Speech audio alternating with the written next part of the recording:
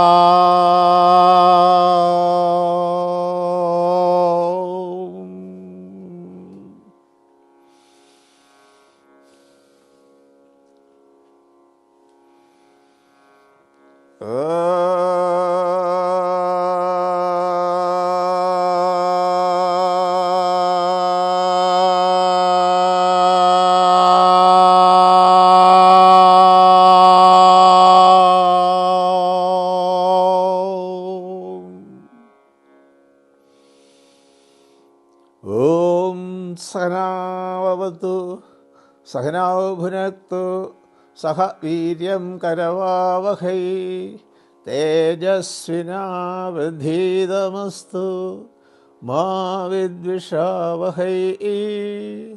ഓം ശാന്തി ശാന്തി ശാന്തി.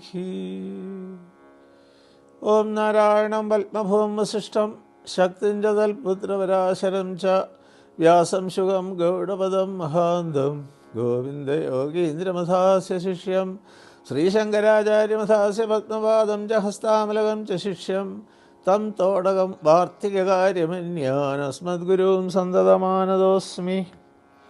ഓം ബ്രഹ്മാനന്ദം പരമസുഖദം കേവലം ജ്ഞാനമൂർത്തിം ദ്വന്ദ്വാതീതം ഗൻ സദൃശം തത്വമസ്യാദിലക്ഷ്യം ഏകം നിത്യം വിമലമതലം സർവധീ സാക്ഷിഭൂതം ഭാവാതീതം ത്രിഗുണരഹിതം സദ്ഗുരും തം നമാമി. ഓം സദാശിവസമാരംഭാം ശങ്കരാചാര്യമധ്യമാമസ്മദാചാര്യപര്യന്താം വന്ദേ ഗുരുപരമ്പരാം. ശ്രുതിസ്മൃതിപുരാണാനാമാലയം കരുണാലയം നമാമി ഭഗവത്പാദശങ്കരം ലോകശങ്കരം. ശങ്കരം ശങ്കരാചാര്യം കേശവം ബാദരായണം സൂത്രഭാഷ്യകൃതൗ വന്ദേ ഭഗവന്തൗ പുനഃ പുനഃ. ഈശ്വരോ ഗുരുരാത്മേതി മൂർത്തിഭേദവിഭാഗിനേ വ്യോമവത് വ്യാപ്തദേഹായ ദക്ഷിണാമൂർത്തയേ നമഃ. ശ്രീഗുരുഭ്യോ നമഃ. ഓം പരമഗുരുഭ്യോ നമഃ. ഓം പരാപരഗുരുഭ്യോ നമഃ. ഓം ഗണാനാം ത്വാ ഗണപതിം ഹവാമഹേ കവിം കവീനാമുപസ്രവസ്തമം ജ്യേഷ്ഠരാജം ബ്രഹ്മണസ്പദാന ശൃണ്വന്നൂതിഭിः സീദസാദനം. വക്രതുണ്ടമഹാകായ കോടിസൂര്യസമപ്രഭ നിർവിഘ്നം കുരുമേ ദേവ സർവകാര്യേഷു സർവദാ. ഓം ശ്രീമഹാഗണാധിപതയേ നമഃ. ഓം സരസ്വതി നമസ്തുഭ്യം വരദേ കാമരൂപിണീ വിദ്യാരംഭം കരിഷ്യാമി സിദ്ധിർഭവതു മേ സദാ. ഓം ശ്രീമഹാസരസ്വത്यै നമഃ. വസുദേവസുതം ദേവംഗം സജാണുവരമർദ്ദനം ദേവകീ പരമാനന്ദം കൃഷ്ണം വന്ദേ ജഗദ്ഗുരും. മൂകം കരോതി വാചാലം പങ്കും ലംഘേതേ ഗിരിം യത്കൃപാതമുഖം വന്ദേ പരമാനന്ദമാധവം. പീതാംബരം കരവിരാജിതചക്രശംഖകൗമോദകീ സരസിജം കരുണാസമുദ്രം രാധാസഹായമതിസുന്ദരമന്ദഹാസം വാതാലയേ ശമനിശം ഹൃദി ഭാവയാമി. ശ്രീ ഗുരുവായൂരപ്പാ ശരണം. സർഗസ്ഥിതി പ്രളയഹേതുമചിന്യശക്തിം വിശ്വേശ്വരം വിദിത വിശ്വമനന്തമൂർത്തിം നിർമുക്തബന്ധനം അപാരസുഖാംബുരാശിം ശ്രീവല്ലഭം വിമലബോധഘനം നമാമി. ശ്രീമദ്ഭാഗവതാർത്ഥപുഷ്കലധനം ശ്രീവല്ലഭം ശ്രീഗുരും ശ്രീമത്പൂരുഷസൂക്തസൂചിതമഹാതത്വപ്രദീപം പരം ശ്രീമത്കമ്പുഗദാരി പങ്കജലസത്പാണിം സുരേശം ഹരിം ശ്രീമത്പാദസരോജസംസൃതമനാഃ വന്ദേഹമാനന്ദിതാ. ഓം ശ്രീവല്ലഭേശായ നമഃ. കല്യാണീം കലികാലദോഷശമനീം കാരുണ്യവാരാനിധിം കല്യാണാചലകാർമുകസ്യ ദയിതാം കാന്താരവിന്ദക്ഷണാം ലക്ഷ്മീകാന്തസഹോദരീം തന്നിതാം സർവാർത്ഥസിദ്ധിപ്രദാം നവ്യക്ഷേത്രനിവാസിനീം ഭഗവതീം വന്ദേ പരാമംബികാം. ഓം ശ്രീ ജഗദംബികായൈ നമഃ. ഓം സമസ്തജനകല്യാണേ നിരതം കരുണാമയം നമാമി ചിന്മയം ദേവം സദ്ഗുരും ബ്രഹ്മവിദ്വരം. ഓം ശ്രീ ചിന്മയ സദ്ഗുരവേ നമഃ. ഓം ശ്രീ ചിന്മയ സദ്ഗുരവേ നമഃ. നമോ നമഃ ശ്രീ ഗുരുപാദുകാഭ്യാം. നമോ നമഃ ശ്രീ ഗുരുപാദുകാഭ്യാം. നമോ നമഃ ശ്രീ ഗുരുപാദുകാഭ്യാം. ഓം ജന്മാദ്യസ്യേതോന്വയാദിതരതച്ഛാർത്ഥേഷഭിജ്ഞസ്വരാട് തേനേ ബ്രഹ്മഹൃദായാദികവേ മുഹ്യന്തി യത് സൂര്യേഹ തേജോ വാരിമൃതാം യഥാ വിനിമയോ യത്ര ത്രിസർഗോ മൃഷാ ധാമ്നാ സ്വേന സദാ നിരസ്തകുഹം സത്യം പരം ധീമഹി. ധർമ്മപ്രോച്ഛിതകൈതവോത്ര പരമോ നിർമ്മത്സരാണാം സദാം വേദ്യം വാസ്തവമത്ര വസ്തുശിവദം താപത്രയോന്മൂലനം. ശ്രീമദ്ഭാഗവതേ മഹാമുനികൃതേ കിം വാ വരൈരീശ്വര സദ്യോ ഹൃദ്യവരുദ്ധ്യതേത്ര കൃതിഭിः ശുശ്രൂഷുഭിർദക്ഷണാത്. നിഗമകൽപ്പതരോർഗളിതം ഫലം സുഖമുഖാദമൃതദ്രവസംയുതം പിബത ഭാഗവതം രസമാലയം മുഹുരഹോ രസികാ ഭുവി ഭാവുകാഃ. യം പ്രവ്രജന്തമനിവേദമവേദകൃത്യം ദ്വൈവായനോ വിരഹകാതരയാ ജിഹാവ പുത്രേതി തന്മയതയാ തരവോഭിനേതുത്തം സർവഭൂതഹൃദയം മുനിമാനതോസ്മി. യഃ സ്വാനുഭാവമഖിലസുതിസാരമേകം അധ്യാത്മദീപം അതിഥിതീക്ഷതാന്തമോന്ധം സംസാരിണാം കരുണയാഹ പുരാണഗുഹ്യം തം വ്യാസസൂനുമുപയാമി ഗുരും മുനീനാം. നാരായണം നമസ്കൃത്യ നരം ചൈവ നരോത്തമം ദേവീം സരസ്വതീം വ്യാസം തതോ ജയമുദീരേ. സർവത്ര ഗോവിന്ദനാം സങ്കീർത്തനം ഗോവിന്ദ ഗോവിന്ദ. ശ്രീഹരേ നമഃ.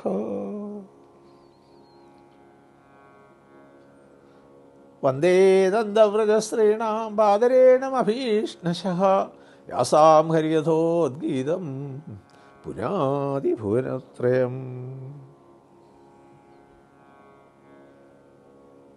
ഗുരുവായൂരപ്പാ. ഹരി ഓം ഹരി ഓം ഹരി ഓം. എല്ലാ സാധക ബന്ധുക്കൾക്കും ഗുരുതുല്യരായ എല്ലാ സജ്ജനങ്ങൾക്കും സാഷ്ടാംഗ പ്രണാമങ്ങൾ. ശ്രീമദ് ഭാഗവതം അനുസ്മരിക്കാൻ കഴിയുക,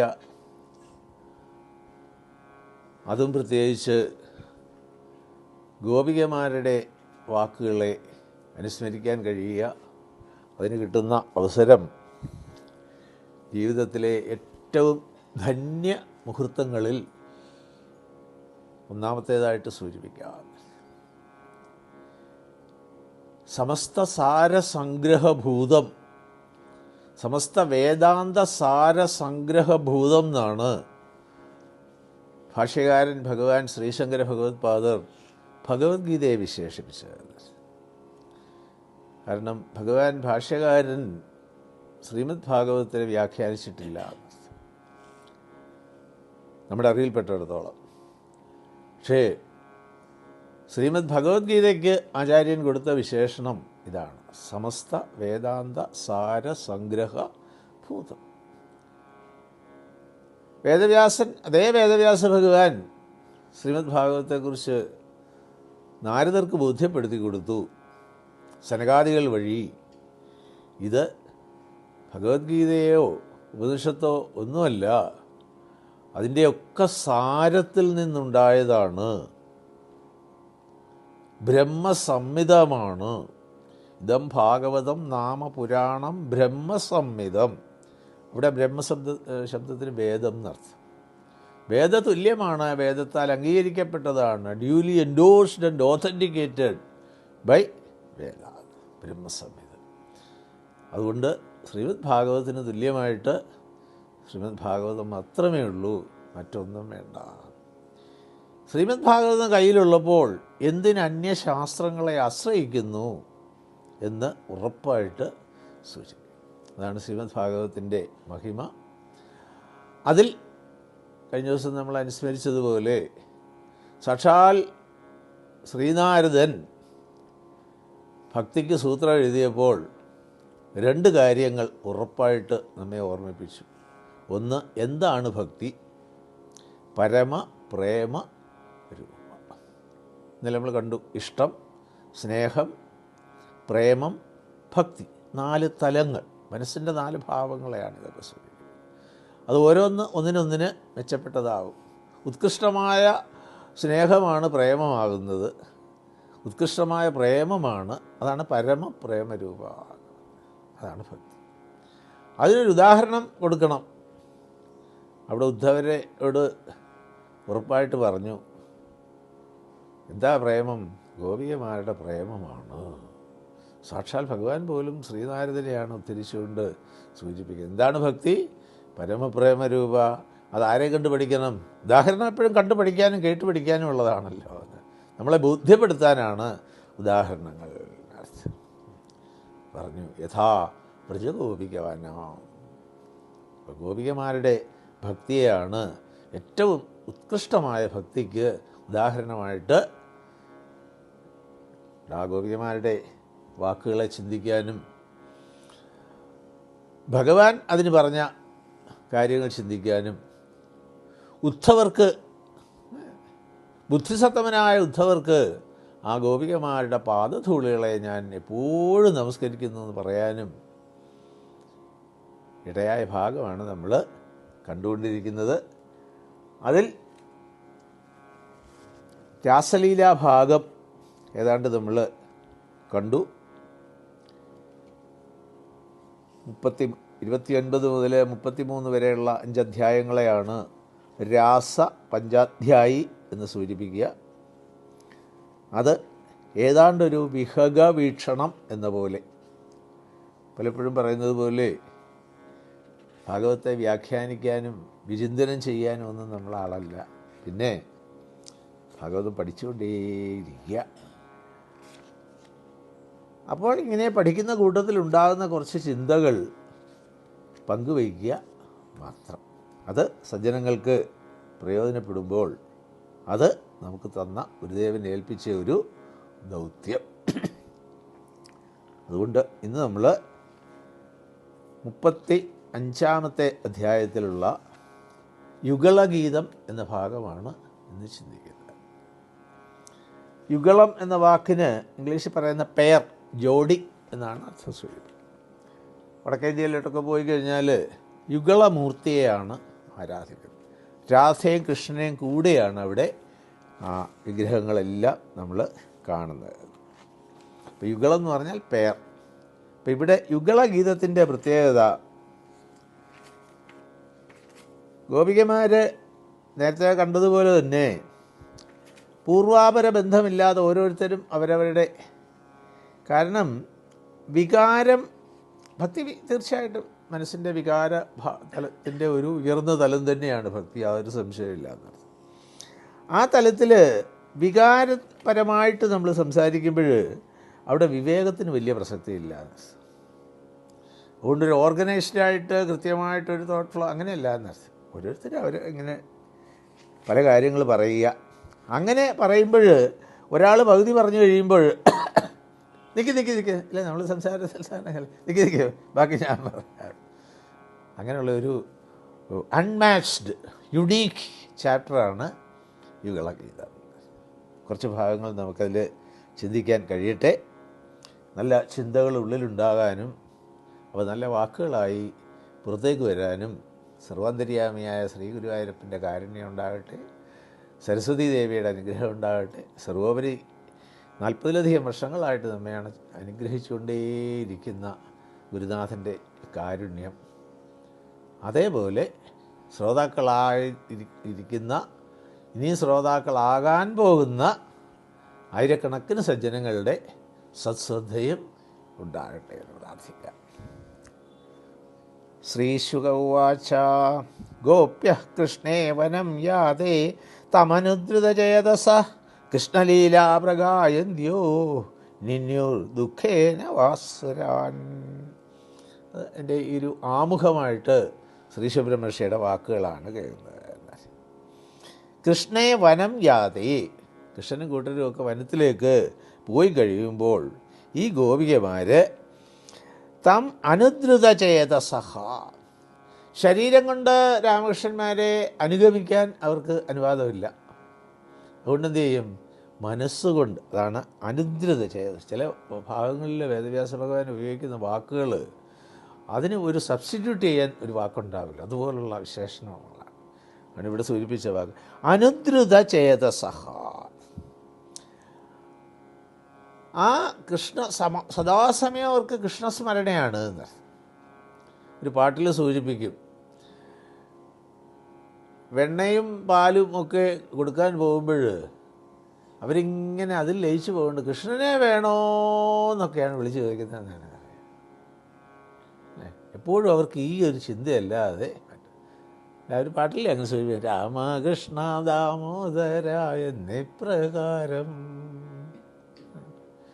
എപ്പോഴും അങ്ങനെ ചിന്തിച്ച് അവരുടെ നേരത്തെ പറഞ്ഞ സന്തതാഭ്യാസ ദൃഢീകൃത ചേതസാം, അത് അഭ്യാസം കൊണ്ട് ദൃഢീകൃതമായ ചേതസ്, ഇവിടെ ഭക്തി കൊണ്ട് ആർദ്രമായ ചേതസ്. അതാണ് വ്യത്യാസം. ദൃഢീകൃതവും ആർദ്രവും തമ്മിലുള്ള ആ ഒരു ചെറിയൊരു വ്യത്യാസം അതാണ്. അപ്പോൾ ഇവിടെ അനുദ്രുത ചേതസ്സാണെന്ന് സൂചിപ്പിച്ചതാണ്. മനസ്സുകൊണ്ട് അവർ രാമകൃഷ്ണന്മാരെ അങ്ങനെ അനുഗമിച്ചു. എന്നിട്ട് ആ ഭഗവാന്റെ ലീലകളെ ഇങ്ങനെ അവർ ചിന്തിക്കുകയാണ്. അപ്പോൾ അവരുടെ മനസ്സ് ഭഗവാനിലേക്ക് കൂടെ പോയി കഴിഞ്ഞിരിക്കുന്നു. നമ്മൾ വെറുതെയെങ്കിലും പലപ്പോഴും പറയാറുണ്ട്, ഇനി വരാൻ നിവൃത്തിയില്ല, മനസ്സുകൊണ്ട് ഞാൻ അവിടെ ഉണ്ടാകും എന്നൊക്കെ സൂചിപ്പിക്കില്ലേ.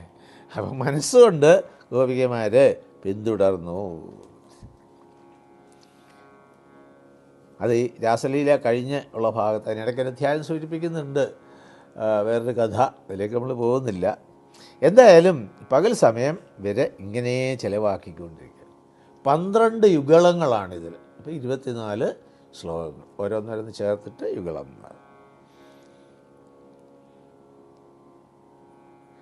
ഒരു കമൻട്രിയിൽ വായിച്ച ഒരു വാചകൻ്റെ സൈഡ് ഫുട് നോട്ട് കൊടുത്തിട്ടുണ്ട്. രാസലീലയിൽ കൂടി സമാധി അവസ്ഥയിലെത്തി ഗോപികമാർ. അതുകൊണ്ടാണ് നമ്മൾ സാധാരണ പറയുന്ന അർത്ഥത്തിലുള്ള ഒരു ലീലയല്ല അവിടെ നടന്നത്. തികച്ചും അമാനുഷികമായ വളരെ അത്യുന്നത തലത്തിലുള്ള ഒരു ഭാവമാണ്. അതുകൊണ്ടാണ് ഭാഗവത്തിലെ ഭാഷയെക്കുറിച്ച് പറയുമ്പോൾ പലപ്പോഴും ഉപയോഗിക്കുന്ന വാക്ക് തന്നെ സമാധി ഭാഷയാണ് എന്നാണ്. സമാധി ഭാഷ സാധാരണ ഒരു ഇതിൽ ഡിക്ഷണറി വെച്ചൊന്നും വായിച്ച് പഠിക്കാൻ സാധിക്കില്ല. അത് ആ തലത്തിലേക്ക് ഉയർന്ന, അതുകൊണ്ടാണ് ഗുരുക്കന്മാരുടെ വാക്കുകളിൽ കൂടി തന്നെ പഠിക്കണം അപ്പോൾ എഴുതിയിരിക്കുന്ന ഒരു ഇതാണ്. ആ സമാധിയുടെ ഓർമ്മയാണ് ഇവരുടെ ജാഗ്രത അവസ്ഥയിലെ ഈ യുഗളഗീതം.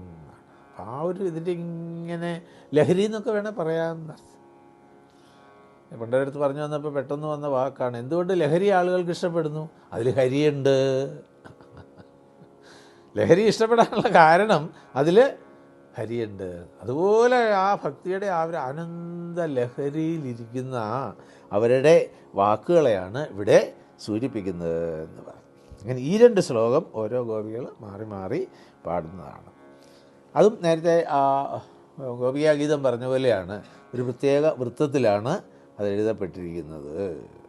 ഗോപ്യ ഉജുഹു വാമബാഹൃത വാമകപോലോ വൽഗിത ഭ്രൂരധരാർപ്പിത വേണും കോമളാങ്കുലിഭിരാശ്രിതമാർഗം ഗോപ്യൈരയതി എത്ര മുകുന്ദഃ.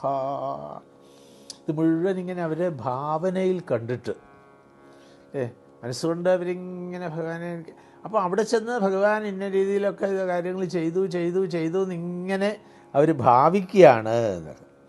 വാമബാഹുകൃത വാമ കപോലഹ. ആ ഇടത്തെ കയ്യിൽ ആ കവിൾത്തടം ഇങ്ങനെ ചേർത്ത് വെച്ച് നിൽക്കുന്ന ഭഗവാന്റെ ഒരു പോസ്റ്ററാണ് അവർ അവിടെ സൂചിപ്പിക്കുന്നത്. അങ്ങനെ നിൽക്കുന്ന ഭഗവാൻ. പിന്നെയോ വൽഗിത ഭ്രൂ, ഭ്രൂ ചലനത്തെ അത് കാരണം അതൊരു പ്രത്യേക ഈ കഥകളിയിലും ഡാൻസിലും ഒക്കെ നോക്കിയാൽ നമുക്ക് ശ്രദ്ധിക്കാം. അല്ല നമ്മൾ വിചാരിച്ചാൽ ഒരു പ്രത്യേക ഇതിൽ വരുമ്പോഴാണ് ആ ഭ്രൂ ചലനം, കണ്ണിൻ്റെ ദൃഷ്ടി ചലനം ഒക്കെ അതങ്ങനെ പ്രാക്ടീസ് ചെയ്തവർക്കേ സാധിക്കുകയുള്ളൂ എന്ന്. അതാണ് വൽഗിത ഭ്രൂ എന്ന് സൂചിപ്പിച്ചത്. അങ്ങനെയുള്ള ആ ഇളകുന്ന പുരികങ്ങളോടുകൂടി കോമളാങ്കുലുഭി, ആ കോമളമായ അങ്കുലികളെ കൊണ്ട് ഭഗവാൻ ഈ അധരാർപ്പിത വേണു, തൻ്റെ അധരങ്ങളോട് ചേർത്ത് വെച്ചിരിക്കുന്ന വേണു, ഇന്നലെ പറഞ്ഞില്ലേ ആ വേണുവിൻ്റെ സുഷിരങ്ങളെ ഭഗവാൻ അധരാമൃതം കൊണ്ട് നിറച്ചു. കാട്ടിലെ പാഴ്മുളന്തണ്ടിൻ്റെ കഥയൊക്കെ നമ്മൾ അനുസരിക്കേണ്ടായി. ആ മുളന്തണ്ടിൻ്റെ ഒരു ഭാഗ്യം അല്ലേ, ഇന്നലെ കണ്ടു നമ്മൾ തുളസി പാദതുളസിയും തമ്മിലുള്ള ഒരു ഇമാജിനറി ഡയലോഗ്. അപ്പം ആ ത്യാഗമൊക്കെ സഹിച്ചതുകൊണ്ടാണ് അതിന് ഭഗവാന്റെ ചുണ്ടോട് ചേർന്നിരിക്കാൻ കഴിയുന്നത്. പക്ഷെ അതിന് നല്ല ബോധ്യമുണ്ട്, എൻ്റെ ശബ്ദമല്ല വെളിയിൽ കേൾക്കുന്നത്, പിന്നെ ഭഗവാന്റെ ശബ്ദമാണ്. ഇതാണ് നമുക്ക് വേണുവിൽ നിന്ന്, വംശിയിൽ നിന്ന് പഠിക്കാനുള്ള വലിയൊരു പാഠം. എൻ്റെ ഒന്നുമല്ല, പിന്നെ എനിക്കുണ്ടാകുന്ന ഒരു സംതൃപ്തി എന്താണ്, ഭഗവാന്റെ ശബ്ദത്തെ വഹിക്കുന്ന ഒരു മുളന്തണ്ടാകാൻ എനിക്ക്. അതാണ് മറ്റേ പാട്ടുമായിട്ട് നമ്മൾ ബന്ധപ്പെടുത്തി ചിന്തിച്ചത്. കാട്ടിൽ പാഴ്മുളം തണ്ടായിട്ട് കിടന്ന എനിക്ക് ഭഗവാന്റെ ശബ്ദത്തെ വഹിക്കാൻ, ഇതാണ് നമുക്ക് സാധിക്കുന്നത്. ഏതെങ്കിലുമൊക്കെ തരത്തിൽ എവിടെയെങ്കിലുമൊക്കെ എത്തേണ്ട നമ്മളെയൊക്കെ ഈ ഹാൻഡ് പിക്ഡ് എന്നൊരു പ്രയോഗമുണ്ടെങ്കിൽ വെറുതെ ഇങ്ങനെ എല്ലാം കൂടെ വാരിയെടുക്കല്ലേ, ഇങ്ങനെ നല്ലത് തിരിഞ്ഞിങ്ങനെ എടുക്കില്ലേ, അങ്ങനെ ഭഗവാന്റെ ഹാൻഡ് പിക്ഡ് ഇൻസ്ട്രുമെൻസിൽ ഒരാളാകാൻ എനിക്ക് കഴിഞ്ഞില്ലേ. അതാണ് ആ വേണുവിനുള്ള സംതൃപ്തി. അധരാർപ്പിത വേണു, ആ ഭഗവാൻ ആ വേണു ഊതുന്ന രംഗത്തെ ഭാവനയിൽ കൂടി അവർ പറയും. അപ്പോൾ ഇടത്തുവശം ഇങ്ങനെ ഇടത്തെ കൈയോട് ഒരു ചരിഞ്ഞ ഒരു പോസ്റ്ററാണ് ഇത്. വ്രജവാസികളുടെ ലീല നമ്മൾ കാണാറുണ്ട്. കുട്ടികൾ ഇങ്ങനെ ആ ഭഗവാന്റെ ആ ഒരു ഇത് അഭിനയിക്കുന്ന കുട്ടികൾ നന്നായിട്ടത് ചെയ്യും എന്നർത്ഥം. ഏതായാലും അങ്ങനെ ഭഗവാൻ ഗാനം ചെയ്യുന്ന സമയത്ത് നേരത്തെ പറഞ്ഞു ഒരു അടുത്ത ശ്ലോകത്തിൽ അതിൻ്റെ ആശയം പൂർണ്ണമാവുള്ളൂ. അങ്ങനെയുള്ള സമയത്ത് എന്ത് വരുന്നു, വ്യോമയാന വനിതാ സഹസിദ്ധൈ വിസ്മിതാസ്തദുപധാര്യസലജ്ജാഹ കാമമാർഗണ സമർപ്പിത ചിത്ത കശ്മലം യയുരപസ്മൃത നീവ്യഹ. കണ്ടിന്യൂറ്റി ആയിട്ട് സൂചിപ്പിക്കുകയാണ്. അപ്പോൾ ഇങ്ങനെ ഭഗവാൻ ഭംഗിയായിട്ട് അങ്ങനെ വേണു ഗാനം ചെയ്യുന്ന സമയത്ത് വ്യോമയാന വനിത, ഇന്നലെ നമ്മൾ ഭാഗം കണ്ടതാണ് രാസലീല സമയത്ത് ഗോപികമാർ വിമാനത്തിൽ വന്ന് ഇങ്ങനെ നിന്ന് ആശ്രയിക്കുന്നു. അവർക്ക് ആ ഒരു കാമവികാരം വന്നിട്ട് അവരുടെ വസ്ത്രം അഴിയുന്നത് വരെ ഒരു രംഗം നമ്മൾ സൂചിപ്പിച്ചു. അതുപോലെയാണ് ഇവിടെ വ്യോമയാന വനിതകൾ, ദേവസ്ത്രീകൾ, അവർ സിദ്ധന്മാരോട് കൂടി ഇങ്ങനെ കേട്ട് ആസ്വദിക്കുന്നു. എന്നിട്ടോ കാമമാർഗണ സമർപ്പിത ചിത്ത, ആ കാമദേവൻ്റെ ബാണങ്ങൾ അല്ലേ, പൂവമ്പൻ എന്നൊക്കെ ഒരു പ്രയോഗമുണ്ടല്ലോ കാമദേവൻ്റെ, ആ ബാണങ്ങൾ ഇങ്ങനെ അവരെ ബാധിച്ചു എന്ന് പറഞ്ഞാൽ അവർക്ക് പോലും ഇന്നലെ ആദ്യം തുടങ്ങിയ ഭാഗം 21-ാമത്തെ അധ്യായത്തിലെ അക്ഷുണ്ണത എന്ന് പറഞ്ഞ് തുടങ്ങുന്ന ഭാഗത്ത് നമ്മളിത് സൂചിപ്പിച്ചതാണ് എന്നത്. അത് തന്നെ അവർ ആവർത്തിക്കുന്നു. എന്നിട്ട് അവരിങ്ങനെ മനസ്സ് അത് വരുമ്പോഴത്തേക്ക് അവർക്ക് ആ ഒരു വികാരം ഒക്കെ ഉള്ളിൽ വരുന്നു. എന്നിട്ടോ അപസ്മൃത നീവ്യഹ, അവരുടെ ആ വസ്ത്രം അഴിയുന്നത് അവർ അറിയാതിരിക്കുന്നു. എന്തുകൊണ്ട്? ആ ഭഗവാന്റെ സൗന്ദര്യത്തിൽ അങ്ങനെ മയങ്ങി അങ്ങ് നിൽക്കുമ്പോൾ അവർ ദേഹബോധം ഇല്ലാതെയാവും. ഇത് നമ്മൾ പലപ്പോഴും ചിന്തിക്കാറുള്ളത്, ഓപ്പറേഷൻ തിയേറ്ററിൽ പോയി കിടന്നിട്ടുണ്ടെങ്കിൽ ഇതറിയാമെന്ന്. നമുക്കതിന് അവസരം പലതും കിട്ടിയിട്ടുണ്ട്. അവിടെ ചെന്ന് ഇതൊന്ന് മണപ്പിച്ചിക്കൂ എന്ന് പറഞ്ഞ് അങ്ങോട്ട് പിന്നെ ഒരു ഇല്ല. പിന്നെ അവർ ആദ്യം ചെയ്യുന്ന ഉടുത്തിരിക്കുന്ന തുണിയൊക്കെ അങ്ങോട്ട് പറിച്ച് കളയുന്നത്. വല്ലതും അറിയുന്നുണ്ടോ? അതേസമയത്ത് കുറേ കഴിയുമ്പോഴത്തേക്ക് വന്നിട്ട് ഒരു ഓർമ്മയുണ്ട്, വലിയ ഓപ്പറേഷൻ കഴിഞ്ഞ് കിടക്കുമ്പോൾ ഡോക്ടർ വന്നിട്ട് ഒരു ഞരക്കം ഉള്ളിൽ. എന്തുകൊണ്ട്? നമ്മുടെ ഉള്ളിൽ ആ അബോധാവസ്ഥയിലും ഞാൻ പ്രഭാകരനാണെന്നുള്ള ചിന്ത ഉള്ളിലുള്ളതുകൊണ്ട് ഡോക്ടർ പോയി. എന്തുകൊണ്ട്? അനസ്തേഷ്യയുടെ ഒക്കെ എഫക്റ്റ് പുറമേ കാണുന്നില്ലെങ്കിലും അത് വിട്ടുകഴിഞ്ഞു, ഡോക്ടറുടെ ജോലി കഴിഞ്ഞു എന്നാണ് പറയുന്നത്. എന്താ സൂചിപ്പിക്കുന്നത്? അവിടെ ദേഹാഭിമാനം നമുക്ക് ഉണർന്നു. അപ്പോഴാദ്യം നോക്കുന്നത് എന്താ? വസ്ത്രമൊക്കെ യഥാസ്ഥാനത്തുണ്ടോ എന്നുള്ളതാണ്. സ്വന്തം അനുഭവമാണ് സൂചിപ്പിച്ചത്. അപ്പോൾ ഇവിടെ ഈ ദേവസ്ത്രീകളുടെ പറയാൻ കാര്യം, അവർക്ക് ആ ഒരു ഭാവത്തിലേക്ക് മനസ്സ് പോയി ദേഹാഭിമാനം വിട്ടപ്പോൾ അവരുടെ വസ്ത്രം, ഇന്നലെ നമ്മളൊരു വാക്ക് പറഞ്ഞായിരുന്നു, മതിരാമദാന്തഹ, ഏകാദശത്തിൽ ഭഗവാൻ ഉപയോഗിക്കുന്ന വാക്കാണ് എന്നർത്ഥം. അപ്പം അങ്ങനെ അവർക്ക് കാമവികാരം ഉണ്ടായി എന്ന് സൂചിപ്പിച്ചു. അങ്ങനെ അവർക്ക് പോലും അങ്ങനെ തോന്നുന്നു. അതും പ്രത്യേകിച്ചോ അവരുടെ ഭർത്താക്കന്മാർ കൂടെ ഉണ്ടായിരുന്നു. ഇന്നലെ പറഞ്ഞ ഭാഗത്ത് അതിനെ സൂചിപ്പിച്ചത്, തങ്ങളുടെ ഭർത്താക്കന്മാരോടൊപ്പം ദേവയാനത്തിൽ സഞ്ചരിക്കുമ്പോൾ ദേവസ്ത്രീകൾക്ക് അങ്ങനെ തോന്നിയെങ്കിൽ സാധാരണക്കാരായ നമുക്ക് അങ്ങനെ ഒരു ന്യായീകരണം കൂടെ അവരെ കണ്ടെത്തുകയാണ്.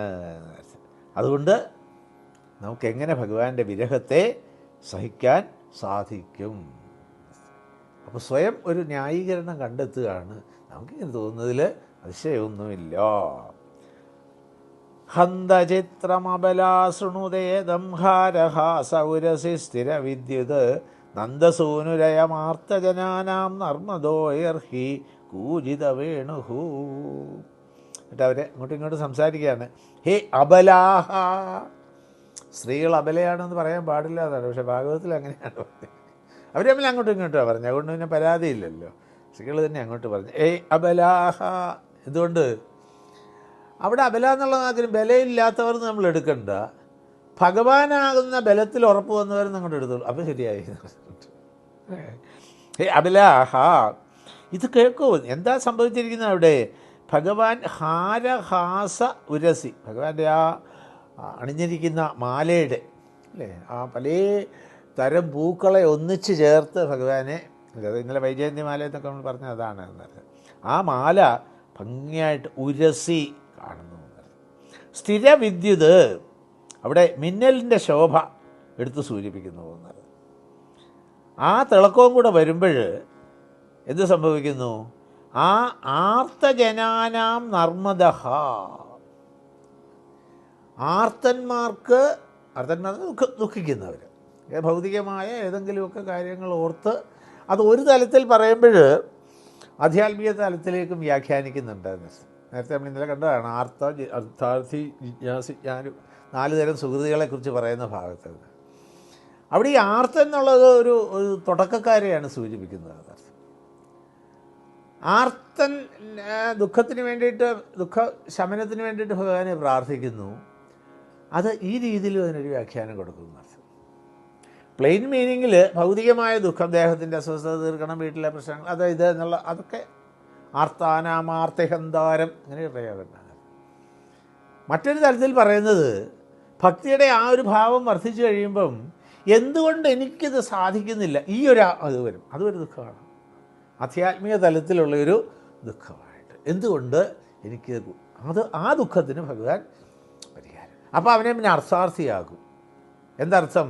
നമ്മൾ പറയുന്ന സാധാരണ അർത്ഥത്തെ അല്ല ഇവിടെ സൂചിപ്പിക്കുന്നത്. പിന്നെ ഇതിന് വേണ്ട ആ ആധ്യാത്മിക പുരോഗതിക്ക് വേണ്ട സമ്പത്തുകൾ നേടാനുള്ള ഇതൊക്കെ കൊടുത്ത് ഭഗവാൻ അവരെ അനുഗ്രഹിക്കും.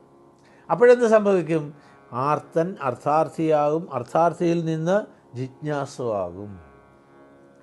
പിന്നെ ഭഗവത് തത്വത്തെ അറിയാനുള്ള ജിജ്ഞാസയാണ്. ജിജ്ഞാസ എന്ന് പറയുമ്പോൾ ജ്ഞാതും ഇച്ഛ ജിജ്ഞാസ എന്നാണ് അതിൻ്റെ വിഗ്രഹം കൊടുക്കുക. എന്തറിയാൻ? ഇലക്ഷൻ്റെ റിസൾട്ടോ അതൊന്നുമല്ല, പിന്നെ ഭഗവത് തത്വത്തെ അറിയാനുള്ള ജിജ്ഞാസ. അതാണ് ആ ജിജ്ഞാസുവിനാണ് ജ്ഞാനിയായിട്ട്, പ്യൂപ്പ എങ്ങനെയാണോ ശലഭമായിട്ട് പരിണമിക്കുന്നത്, അതുപോലെയാണ് ജിജ്ഞാസുവിൻ്റെ ഭാവത്തിൽ നിന്ന് ജ്ഞാനിയിലേക്ക് അനന്തമായ വിഹായസിൽ പറന്നങ്ങനെ നടക്കാൻ സാധിക്കും. ഇങ്ങനെ ഒരു വ്യാഖ്യാനം അതിന് കൊടുക്കാറുണ്ട് എന്നർത്ഥം. ഏതായാലും ആർത്തജനാനാം എന്ന് സൂചിപ്പിച്ചത് ഭഗവാന്റെ വിരഹം സഹിക്കാതെ ബുദ്ധിമുട്ടുന്ന നമുക്ക് ഭഗവാൻ കൂജിത വേണു, ഭഗവാൻ ഇങ്ങനെ വേണു വായിക്കുമ്പോൾ നമുക്ക് ഒരു ആനന്ദം ഉണ്ടാകും. കാരണം ഓഡിയോ വിഷ്വൽ എന്ന് പറയുമല്ലോ, ഏറ്റവും കൂടുതൽ ഇന്ദ്രിയങ്ങളിൽ ഏറ്റവും കൂടുതൽ നമ്മെ സ്വാധീനിക്കുന്നത് കാണലും കേൾക്കലുമാണ്. എല്ലാ ഇന്ദ്രിയങ്ങൾക്കും അതാതിൻ്റെ ശബ്ദസ്പർശ രൂപരസ ഗന്ധം 5 ഉണ്ടെങ്കിലും ഈ കാണലിനും കേൾക്കുന്നതിനുമാണ് ഇഫക്റ്റ്. പണ്ട് ഈ ഓഡിയോ വിഷ്വൽ പ്രോഗ്രാം എന്ന് പറഞ്ഞൊക്കെ സ്കൂളിലുണ്ടായിരുന്നു. ഈ വാക്കൊന്നും ഒന്നും അറിയില്ലല്ലോ. അപ്പോൾ കാണലിനും കേൾക്കലിനുമാണ്, അതാണ് ഇവിടെ അവർ എടുത്തു സൂചിപ്പിച്ചത് എന്നർത്ഥം. അപ്പോൾ കാണാനും കേൾക്കാനും നമുക്ക് ഇപ്പോൾ കാണൽ മനസ്സുകൊണ്ടായി, കേൾക്കൽ ഓടക്കുഴലിൻ്റെ ശബ്ദം നമ്മൾ കേട്ടുകൊണ്ടേയിരിക്കുന്നു. അപ്പോഴെന്ത് വരുന്നു? അവർക്കൊരു കമൻട്രിയിൽ ഉപയോഗിക്കുന്ന വാക്കാണ് നിരതിശയ ആനന്ദാനുഭൂതി ഉണ്ടാകുന്നു. എന്തുകൊണ്ടത് നിരതിശയം എന്ന് ഭാഗവതത്തിൽ ഇടയ്ക്കിടയ്ക്ക് സൂചിപ്പിക്കുന്ന ഒരു വാക്കാണ് നിരസ്ത സാമ്യ അതിശയം. സാമ്യം പറയാനില്ല, അതിനെ അതിശയിക്കുന്ന ഒന്നായിട്ടും പറയാനില്ല എന്നർത്ഥം. സാമ്യം എന്ന് പറഞ്ഞാൽ തുല്യതയാണ് സൂചിപ്പിക്കുന്നത്. അതിശയിക്കുക എന്ന് പറഞ്ഞാൽ ഏതെങ്കിലുമൊക്കെ ഘടകങ്ങൾ അതിനെ സൂപ്പർസീഡ് ചെയ്ത് നിൽക്കുന്നതാണ് എന്നർത്ഥം. ഭഗവാന്റെ സൗന്ദര്യം പറയുമ്പോൾ നിരസ്ത സാമ്യ സാമ്യം പറയാനില്ല, അതിശയം പറയാനില്ല എന്നർത്ഥം. ആ വാക്ക് അതാണ് നിരതിശയ ആനന്ദാനുഭൂതി. അതിന് മറ്റൊരു അർത്ഥം കൊടുക്കുന്നത് ഈ വിഷയ ഇന്ദ്രിയ മാത്രാസ്പർശാസ്തു കൗന്ദേയ ശീതോഷ്ണ സുഖദുഃഖത എന്ന് ഭഗവാൻ ഗീതയിൽ സൂചിപ്പിക്കുന്നത്. ഇന്ദ്രിയങ്ങളും ഇന്ദ്രിയ വിഷയങ്ങളും തമ്മിലുണ്ടാകുന്ന ബന്ധത്തെയാണ് നമ്മൾ ആ തുടക്കത്തിലൊക്കെ സുഖം സുഖം എന്ന് സൂചിപ്പിക്കുക എന്നർത്ഥം. ഇതല്ല, അതിനപ്പുറത്തുള്ള ഒരു തലത്തിലേക്ക് പോകുന്നതിനെയാണ് അവിടെ സൂചിപ്പിക്കുന്നത്. അപ്പോൾ ആ ഗോപികമാർക്ക് ആ ഭാവത്തിൽ എത്താൻ കഴിഞ്ഞു എന്ന് സൂചിപ്പിച്ചിട്ട് പറയുന്നു. വൃന്ദശോ വ്രജവിഷാമൃഗാവോ വേണുവാദ്യഹൃതചേതസ ആരാത് ദന്തദഷ്ടകബളാധൃതകർണ നിദ്രിത ലിഖിത ചിത്രമിവാസൻ. ഇത് അക്രൂരൻ രാമകൃഷ്ണന്മാരെ കൊണ്ടുപോകുന്ന ഒരു രംഗമുണ്ട് ദശമസ്കന്ധത്തിലെ 39-40 അധ്യായങ്ങളിലായിട്ട്. 39ാമത്തെ അധ്യായത്തിലാണ് അക്രൂരൻ വന്നിട്ട് ഗോപികമാർക്ക് സഹിക്കുന്നില്ല എന്നർത്ഥം. എന്നിട്ട് ഇവൻ ആരാ ഈ പേരിട്ടത്? അക്രൂരനോ? ഇവൻ അക്രൂരനല്ല, ക്രൂരനാണ് പറയുന്നത്. കാരണം ഞങ്ങളുടെ രാമകൃഷ്ണന്മാരെ, ഞങ്ങളുടെ ആത്മാവായ രാമകൃഷ്ണന്മാരെ ഞങ്ങളിൽ നിന്ന് അടർത്തിക്കൊണ്ട് പോകുന്നതല്ലേ. ഇവൻ അക്രൂരനല്ല, ക്രൂരനാണ്. തമാശ നമ്മൾ ചിന്തിക്കാറുണ്ട്, ഖരാവോയെക്കുറിച്ച് ആദ്യം ചിന്തിച്ചത് ഗോപികമാരാണ്. അപ്പം ന്യൂസ് ഫ്ലാഷ് ഫ്ലാഷ് ഫ്ലാഷ് എന്ത് രാമകൃഷ്ണന്മാരെ കൊണ്ടുപോകാൻ വേണ്ടിയിട്ട് ഒരാൾ വന്നിരിക്കുന്നത്. അപ്പോൾ അവർ പെട്ടെന്നൊരു എമർജൻസി, ഈ അവൈലബിൾ PV എന്നൊക്കെ ചിലപ്പോൾ പറയില്ലേ, അതുപോലെ പെട്ടെന്ന് ഒരു എല്ലാവരും കൂടെ കൂടി എന്താ തീരുമാനം? അയാൾ പറഞ്ഞില്ല, നമ്മൾ വിടില്ല, അത്ര തന്നെ. കൃഷ്ണനെ നമ്മൾ വിടില്ല, നമ്മൾ നിരന്ന് അവിടെ കിടക്കും, വേണമെങ്കിൽ നമ്മുടെ പുറത്തൂടെ രഥം കയറ്റിക്കൊണ്ട്. അത് ഏതാണ്ട് കൈയടിച്ച് പാസ്സാക്കിയപ്പോൾ ഒരു സീനിയർ മെമ്പർ ചോദിച്ചു, അല്ല ഒരു കാര്യം നമ്മൾ ആലോചിച്ചോ, രാമകൃഷ്ണന്മാർക്ക് പോകാനാണ് ആഗ്രഹമെങ്കിൽ, ശ്രദ്ധിക്കേണ്ട വളരെ ശ്രദ്ധേയമായൊരു, അവരുടെ ഇഷ്ടത്തിന് നമ്മൾ എതിര് നിൽക്കാൻ പാടുണ്ടോ? അത് പറഞ്ഞപ്പോൾ എല്ലാവരുടെയും, ഖരാവോ സജസ്റ്റ് ചെയ്ത എല്ലാവരുടെയും ശബ്ദം അങ്ങോട്ട് താണു. ഇതിനെയാണ് ശാസ്ത്രീയമായ ഭാഷയിൽ തത്സുഖ സുഖിത്വം. നമുക്ക് ആരോടാണോ ആദരവ് അല്ലെങ്കിൽ സ്നേഹം, എപ്പോഴും ഉപയോഗിക്കുന്ന ഉദാഹരണം കൊച്ചു കുട്ടികളുടെ ഇതാണ്. എത്ര ഉറക്കഭ്രാന്തുള്ള അമ്മയോ മുത്തശ്ശിയോ, മിക്കവാറും മുത്തശ്ശിമാരാണ് ആണെങ്കിലും പേരക്കുട്ടിക്ക് അല്ലെങ്കിൽ ഒരു അസുഖം വരട്ടെ, ഉറക്കവും മാറ്റിവെച്ച് TV-യും മാറ്റിവെച്ച് കണ്ണ്, എന്തുകൊണ്ട്? ആ കുഞ്ഞിനെ സുഖമില്ലാതിരിക്കുമ്പോൾ അതിൻ്റെ ഇത് മാത്രമാണ് ലക്ഷ്യം. അപ്പോൾ അതിനു വേണ്ടിയിട്ട് എന്തും ത്യജിക്കാൻ തയ്യാറാകുന്നു. ഇതാണ് ഹൈലി ടെക്നിക്കൽ തത്സുഖ സുഖിത്വം എന്ന് ഉപയോഗിക്കുന്ന വാക്കാണ്. ആ ഒരു പോയിൻ്റ് റൈസ് ചെയ്തതോടുകൂടി ബാക്കി എല്ലാവരും ശരിയാണ്. ഇത് പ്രത്യേകം ശ്രദ്ധിക്കേണ്ട ഒന്നാണ്. നമ്മൾ പലപ്പോഴും നമ്മുടെ ഇത് മാത്രമാണ് നോക്കുന്നത്. നമുക്ക് ആരോടാണോ, ഇപ്പം ഭഗവാനോടാണ് നമുക്ക് അതുപോലുള്ള ഇതൊന്ന് ഉറപ്പിച്ചു കഴിഞ്ഞാൽ ഭഗവാന്റെ ഇഷ്ടം നടക്കട്ടെ എന്നേ പറയുള്ളൂ. നമ്മൾ സാധാരണ തലത്തിൽ നിൽക്കുമ്പോൾ എന്താ പറയുന്നത്? എൻ്റെ ഇഷ്ടം നടത്തി തരാനാണ് നമ്മുടെ പ്രാർത്ഥന. അതുകൊണ്ടാണ് അത് പ്രാർത്ഥനയല്ല, ഇന്നലെ നമ്മൾ കണ്ടു, അർത്ഥനയാണ്, യാചനയാണ്. അത് പ്രാർത്ഥനയാകുന്നത്, പ്രകർഷണയുള്ള അർത്ഥനയാകുന്നത് ഇത്തരത്തിൽ. ഈ ക്രിസ്ത്യൻ പ്രയറിൽ ഇംഗ്ലീഷ് ഉപയോഗിക്കും, ദൈ will be done on earth as it is in heaven. ദൈ വിൽ ബി ഡൺ. അവിടെ ഭഗവാന്റെ ഈശ്വരൻ്റെ ഇച്ഛയാണല്ലോ നടക്കുന്നത്, അതുപോലെ ഇവിടെ നടക്കട്ടെ. ഇതാണ് ഈ ഒരു ഇത് വന്നതോടുകൂടി ഗോപിമാരെല്ലാം സൈലൻ്റായി. രാമകൃഷ്ണന്മാരുടെ യാത്ര അവിടെ ഇതേ വാക്ക് ഉപയോഗിക്കുന്നുണ്ട്. അത് പറയാൻ വേണ്ടിയിട്ടാണ് സൂര്യൻ ലിഖിത ചിത്രമിവ ആസൻ. ഒരു പടത്തിൽ മറ്റേ ഈ പോസ്റ്ററൊക്കെ ഉണ്ടാക്കുകയല്ലേ, ഭാഗവതത്തിൻ്റെ സപ്താഹത്തിൻ്റെ പറയുന്നിടത്തോ അല്ലെങ്കിൽ അതിലെ ആ കഥാപാത്രത്തിന് എന്ത് ജീവനുണ്ട്, കാണുമ്പോൾ നമ്മൾ രൂപമൊക്കെ ഉണ്ട്, പക്ഷേ അതുപോലെ ചേതനയറ്റ ഒരു ശരീരത്തോടു കൂടി അവർ നിന്നുകൊണ്ടാണ്. എന്തുകൊണ്ട്? ശരീരബോധം ഇല്ലാതാകുന്ന ഒരവസ്ഥ. ആ ഫ്രൈസ് തന്നെയാണ് ഇവിടെ ഉപയോഗിച്ചത്. ഒരു ചിത്രത്തിലെ ഒരു രൂപം പോലെ ലിഖിത ചിത്രം. അവിടെ വേറൊരു വാക്കാണ് ഉപയോഗിച്ചത്. ലേഖ്യ, ലേഖനം ചെയ്ത് വരച്ചു വെച്ച ഒരു ചിത്രം പോലെ നിന്നു എന്നാണ്. അതേ ഒരു ആശയമാണ് ഇവിടെ സൂചിപ്പിക്കുന്നത്. അപ്പോൾ ചിത്രത്തിൽ എഴുതപ്പെട്ട മൃഗങ്ങൾ നല്ല ഭംഗിയായിട്ടൊരു പശുവിനെ വരച്ചു, ഇല്ലെങ്കിൽ മാനിനെ വരച്ചു കേൾക്കുന്നത് കേട്ടു, പക്ഷെ അതിന് ആ ഭാവത്തിൽ അവർ നിന്നു എന്നാണ് പറയുന്നത്. എന്തുകൊണ്ട്? മനസ്സ് എപ്പോഴാണോ ശരീരത്തിൽ നിന്ന് വേർപെടുന്നത്, പിന്നെ ശരീരബോധം ഇല്ലാതെ ആയിരിക്കും. അതുകൊണ്ട് ആ വേണുഗാനം ഇങ്ങനെ ആലപിക്കുന്ന ആ ഭഗവാന്റെ വിയോഗം നമുക്ക് താങ്ങാൻ പറ്റില്ല എന്ന് സൂചിപ്പിച്ചു. ബർഹിണസ്തപകഥാതു പലാശൈ ബദ്ധമല്ല പരിബർഹ വിഡംബഹ കർഹിജിത് സബല ആളി സ ഗോപൈഹി ദാസമാഹയതി എത്ര മുകുന്ദവ. ആ അചേതനങ്ങളെന്ന് സങ്കല്പിക്കുന്ന, അതായത് താരതമ്യേന വിവേകം കുറവുണ്ടെന്ന് നമ്മൾ ചിന്തിക്കുന്ന മൃഗങ്ങൾ, പക്ഷികൾ പോലും ഒക്കെ ഭഗവാന്റെ ഈ ഓടക്കുഴൽ നാദം കേട്ടിട്ട്, ഇത് നേരത്തെ പറഞ്ഞ ആശയം തന്നെ അവർ വീണ്ടും ഇവിടെ പറയുന്നു എന്നുള്ളത്. അവരങ്ങനെ സ്തബ്ധിച്ച് നിൽക്കുന്നു. അപ്പോഴെന്ത് സംഭവിക്കുന്നു? എൻ്റെ ആശയം അടുത്ത ശ്ലോകത്തിലാണ് വരുന്നത്. തർഹി ഭഗ്നഗതയസരിതോ വൈ തത്പദാംബുജരജോ നിലനീതം സ്പൃഹയതീർവയമിവാ ബഹുപുണ്യ പ്രേമവേപിതഭുജാസ്തിമിതാപഹ.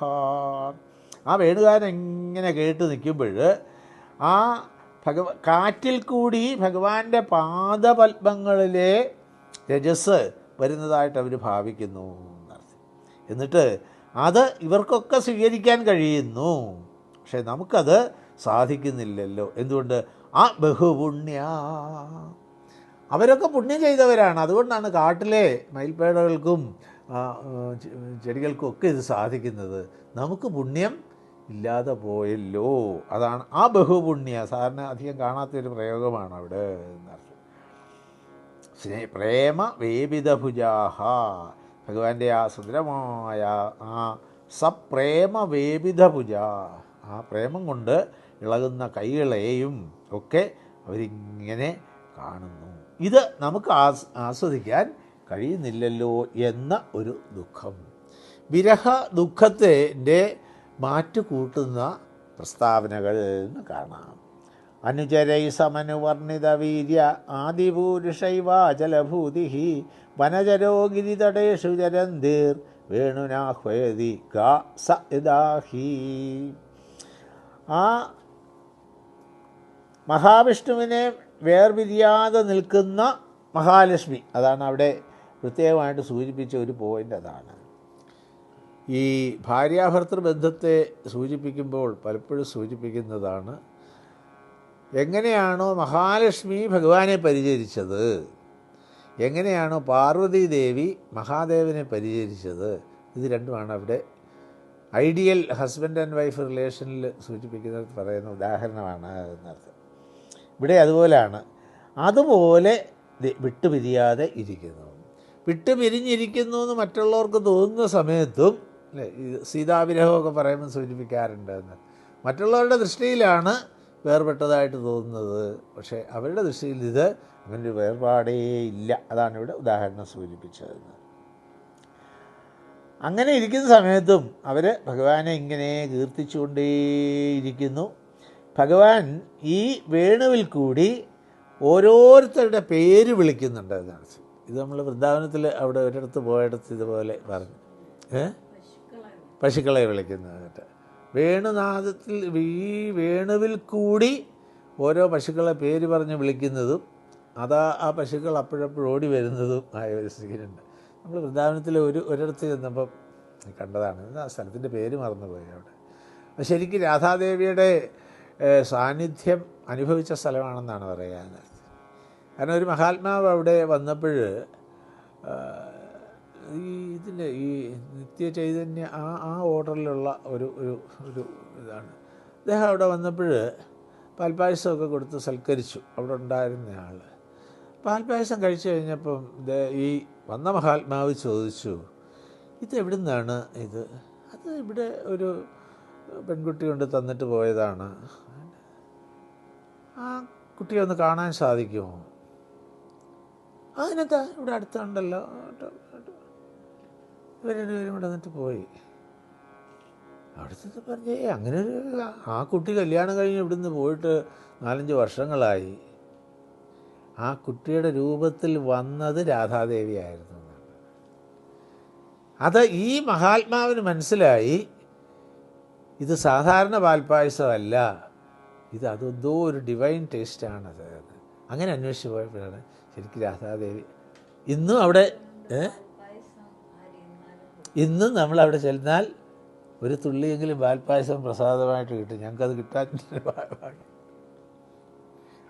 അവിടെയാണ് ഈ പറഞ്ഞത്, ഭഗവാൻ ഈ വേണുവിൽ കൂടി ഓരോരുത്തരെ വിളിക്കുമ്പോൾ പശുക്കളിങ്ങനെ ഓടി ഓടി ഓടി ഓടി വരുന്നതാണ്. അത് നമ്മൾ ഗോശാലകളിൽ കാണുന്നുണ്ട് എന്നർത്ഥം. അവിടുത്തെ നിൽക്കുമ്പോൾ അവിടെ നിന്നിട്ട് കല്യാണീന്ന് വിളിക്കുമ്പോൾ ഒറ്റ ഓട്ടത്തിൽ ഓടി വന്ന് ഇങ്ങനെ നിൽക്കും പശു. ഇതൊക്കെ ഈ ഭാഗവത്തിൽ പറയുന്നതൊക്കെ ശരിയാണെന്ന് അറിയണമെങ്കിൽ വൃന്ദാവനത്തിലും ഇതിലൊക്കെ പോയിക്കെ തന്നെ തീരണം. പ്രത്യേകിച്ച് വൃന്ദാവനത്തിൻ്റെ ഒരു ലീലകൾ പലയിടത്തായിട്ടാണല്ലോ നടക്കുന്നത്. കംസൻ്റെ തടവറയിൽ ജനിച്ചു, അപ്പോൾ തന്നെ നേരെ വ്രജത്തിലേക്ക് പോയി, അവിടുന്ന് 5 വയസ്സ് കഴിഞ്ഞപ്പോൾ വൃന്ദാവനത്തിലേക്ക് പോയി, അവിടുന്ന് 12 വയസ്സായപ്പോൾ മധുരയിലേക്ക് പോയി, അവിടുന്ന് പിന്നെ കുറച്ച് കഴിഞ്ഞപ്പോഴാണ് ദ്വാരക സൃഷ്ടിച്ചിട്ട് അങ്ങോട്ട് പോയത്. പക്ഷേ ഈ ഓരോ സ്ഥലങ്ങളിലെ ലീലകൾക്ക് പ്രത്യേകതയാണ്. അതെടുത്ത് സൂചിപ്പിക്കുന്നതാണ് വൃന്ദാവനത്തിൻ്റെ മഹിമ. ധന്യം വൃന്ദാവനം തേന ഭക്തിർനിത്യതി യത്ര ച. ശ്രീനാരദൻ വിശേഷിപ്പിക്കുന്നത് അങ്ങനെയാണ് വൃന്ദാവനത്തെ. ഭക്തിദേവി നൃത്തം ചെയ്യുന്ന സ്ഥലമാണ്. അതുകൊണ്ടാണ് ധന്യം വൃന്ദാവനം. നമ്മുടെ ഒരു പുത്രി സുദർശന എഴുതിയ ഒരു പുസ്തകത്തിൻ്റെ പേര് ധന്യം, അന്ന് വന്നില്ലേ, എഴുതിയ പുസ്തകത്തിൻ്റെ പേര് ധന്യം വൃന്ദാവനം. അത് ഈ ഭാഗവത്തിൽ നിന്ന് എടുത്തതാണ്. ധന്യം വൃന്ദാവനം തേന ഭക്തിർ നൃത്യതി യത്ര ച. അപ്പോൾ ആ വൃന്ദാവനത്തിൻ്റെ ഒരു മഹിമ പ്രത്യേകം തന്നെയാണ് എന്നത്. അങ്ങനെ ഭഗവാൻ പേര് വിളിക്കുമ്പോൾ ഈ പശുക്കളൊക്കെ പോകുന്നു. വനലതാസ്തരവ തരവ ആത്മനി വിഷ്ണു വ്യഞ്ജയന്ത്യൈവ പുഷ്പഫലാഠ്യ പ്രണതഭാര വിടപാ മധുധാര പ്രേമഹൃഷ്ടതനവസൃജുസ്മഹാം. ഈ ഗാനം ഇങ്ങനെ കേട്ടതോടുകൂടി അവിടെയുള്ള വള്ളികൾ മരങ്ങൾ ഒക്കെ നന്നായിട്ട് ആസ്വദിച്ചു. അതിനൊക്കെ ആസ്വാദനമില്ല എന്നൊക്കെയാണ് നമ്മുടെ ഒരു തോന്നൽ. അതുകൊണ്ടാണ് പണ്ട് ഈ ട്രാൻസിസ്റ്റർ റേഡിയോ ഇതായിട്ടിരുന്ന കാലത്ത് ഗാർഡനിൽ കൊണ്ടുവച്ച് പലരും പ്രൂവ് ചെയ്തിട്ടുണ്ട്. അത് അങ്ങനെ കൊടുക്കുന്ന സമയത്ത് ചെടികൾക്കുണ്ടാകുന്ന വ്യത്യാസം. ഇടയ്ക്കിടയ്ക്ക് പോയി അത് അതിനായിട്ട് ഒരു ഇതിൽ കാണിച്ചല്ലേ, ഒരു നഴ്സറിയിലെ ഒരു ചെറുപ്പം ഒരു സ്ത്രീ എന്ന് പറയാം, ഒരു പെൺകുട്ടി ഇതുപോലെ പറയും, ദിവസം അടുത്ത് ചെന്ന് ഒന്ന് തലോടി അതിനോട് കുശലമൊക്കെ പറഞ്ഞാൽ അതിന് വ്യത്യാസം.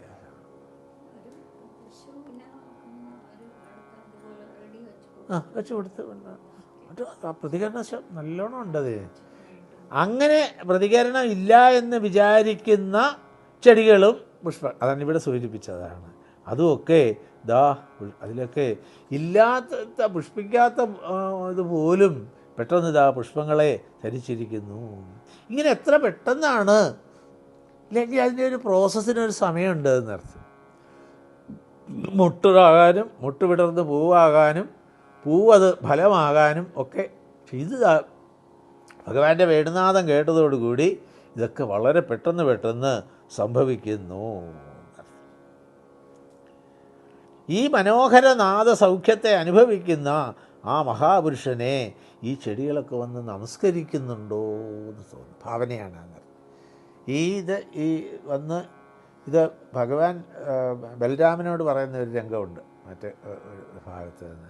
ജ്യേഷ്ഠനെ അവർ വന്ന് ആരാധിക്കുന്നു അല്ലേ. അപ്പോൾ ചെടിയുടെ മരത്തിൻ്റെ കൊമ്പുകളൊക്കെ ഇങ്ങനെ വന്ന് പതിക്കുന്നു, അവർ പുഷ്പവൃഷ്ടി ചെയ്യുകയാണെന്നൊക്കെ പറഞ്ഞ് ബലരാമനെ ഭഗവാൻ പൂജിക്കുന്ന ഒരു രംഗം കാണാമെന്നർത്ഥം. ഇവിടെ അതുപോലെയാണ് സൂചിപ്പിച്ചത്. ഇവരൊക്കെ ഇങ്ങനെ വന്നിട്ട് ആ പഴങ്ങളിൽ നിന്നും പൂക്കളിൽ നിന്നുമൊക്കെ ഒരു പ്രത്യേക ഗന്ധവും ഒക്കെ വന്നു. ഇത് മുഴുവൻ അവർ ആ ആനന്ദം അനുഭവിക്കുന്നതിൻ്റെ സൂചനമല്ലേ. അപ്പോൾ താരതമ്യേന പ്രതികരണ ശക്തി ഇല്ല എന്നല്ല, കുറവാണെന്ന് വിചാരിക്കുന്ന അവർക്ക് പോലും ഈ അനുഭവം ഉണ്ടാകുന്നെങ്കിൽ നമ്മുടെ അവസ്ഥ എന്താണ്? ദർശനീയ തിലകോ വനമാല ദിവ്യഗന്ധ തുളസി മധുമത്തൈ അളികുലൈരലഘുഗീതമഭീഷ്ടമാദ്രിയൻ യർഹി സന്ധിത വേണുഹൂം.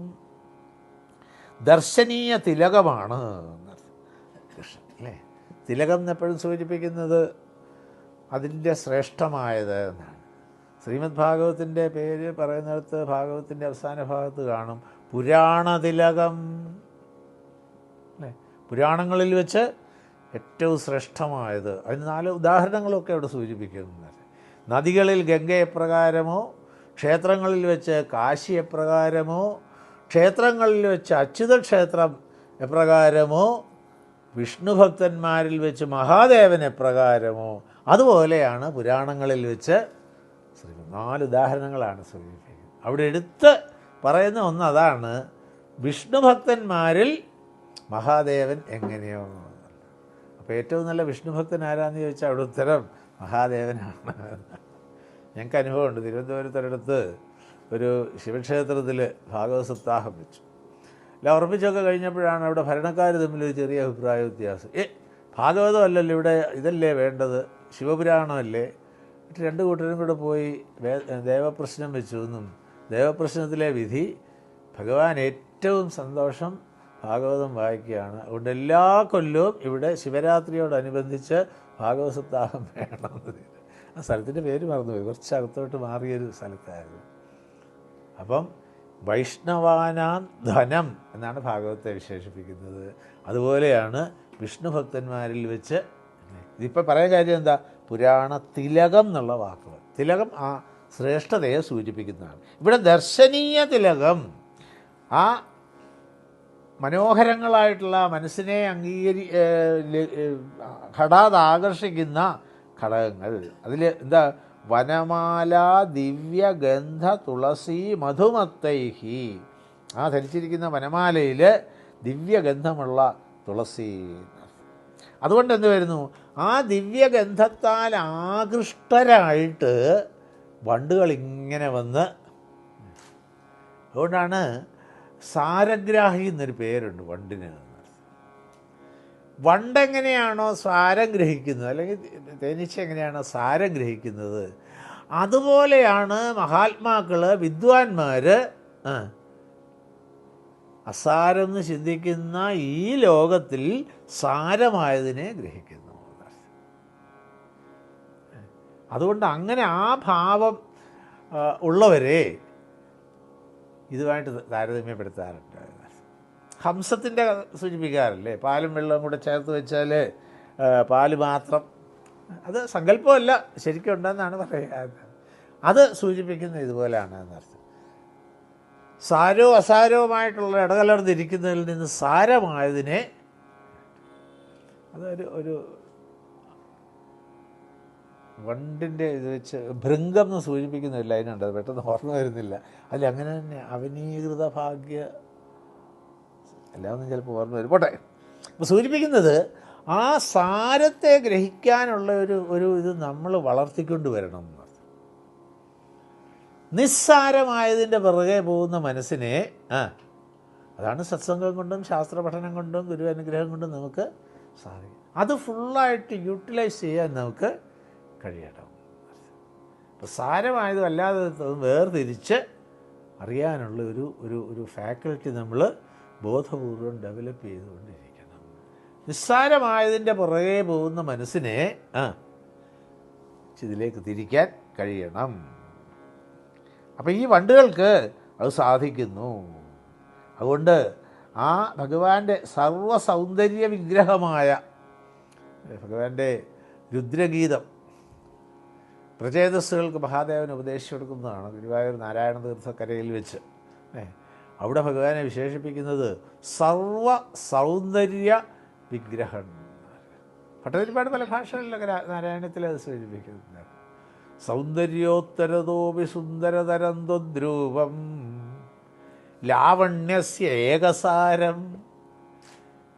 സൗന്ദര്യം ഉണ്ടെന്നല്ല, ഇത് സൗന്ദര്യം തന്നെ ഞങ്ങളുടെ ഒരു രൂപത്തെ പ്രാപിച്ചിരിക്കും. Embodiment of the entire beauty. ലോകത്തുള്ള സകല സൗന്ദര്യത്തിനെയും കൂടെ അങ്ങോട്ടൊരു മൂർത്തിഭാവം കൊടുത്താൽ എങ്ങനെ ഇരിക്കും? അതാണ് ഭഗവാൻ. അതവരിങ്ങനെ അനുസ്മരിക്കുകയാണ്. അളികുലൈരലഘുഗീതമഭീഷ്ടമാദ്രിയൻ ഹെർഹി സന്ധിത വേണും. അങ്ങനെ ഭഗവാൻ ആ അധരത്തിലേക്ക് വേണുവിനെ ചേർത്ത് വെച്ച് ഇപ്പോൾ സരസി സാരസഹംസവിഹംഗ ചാരുഗീതഹൃതചേതസയേത്യ ഹരിമുപാസതേ യഥചിത്ത ഹന്തമീലിതദൃശോ ധൃതമൗനാഹ.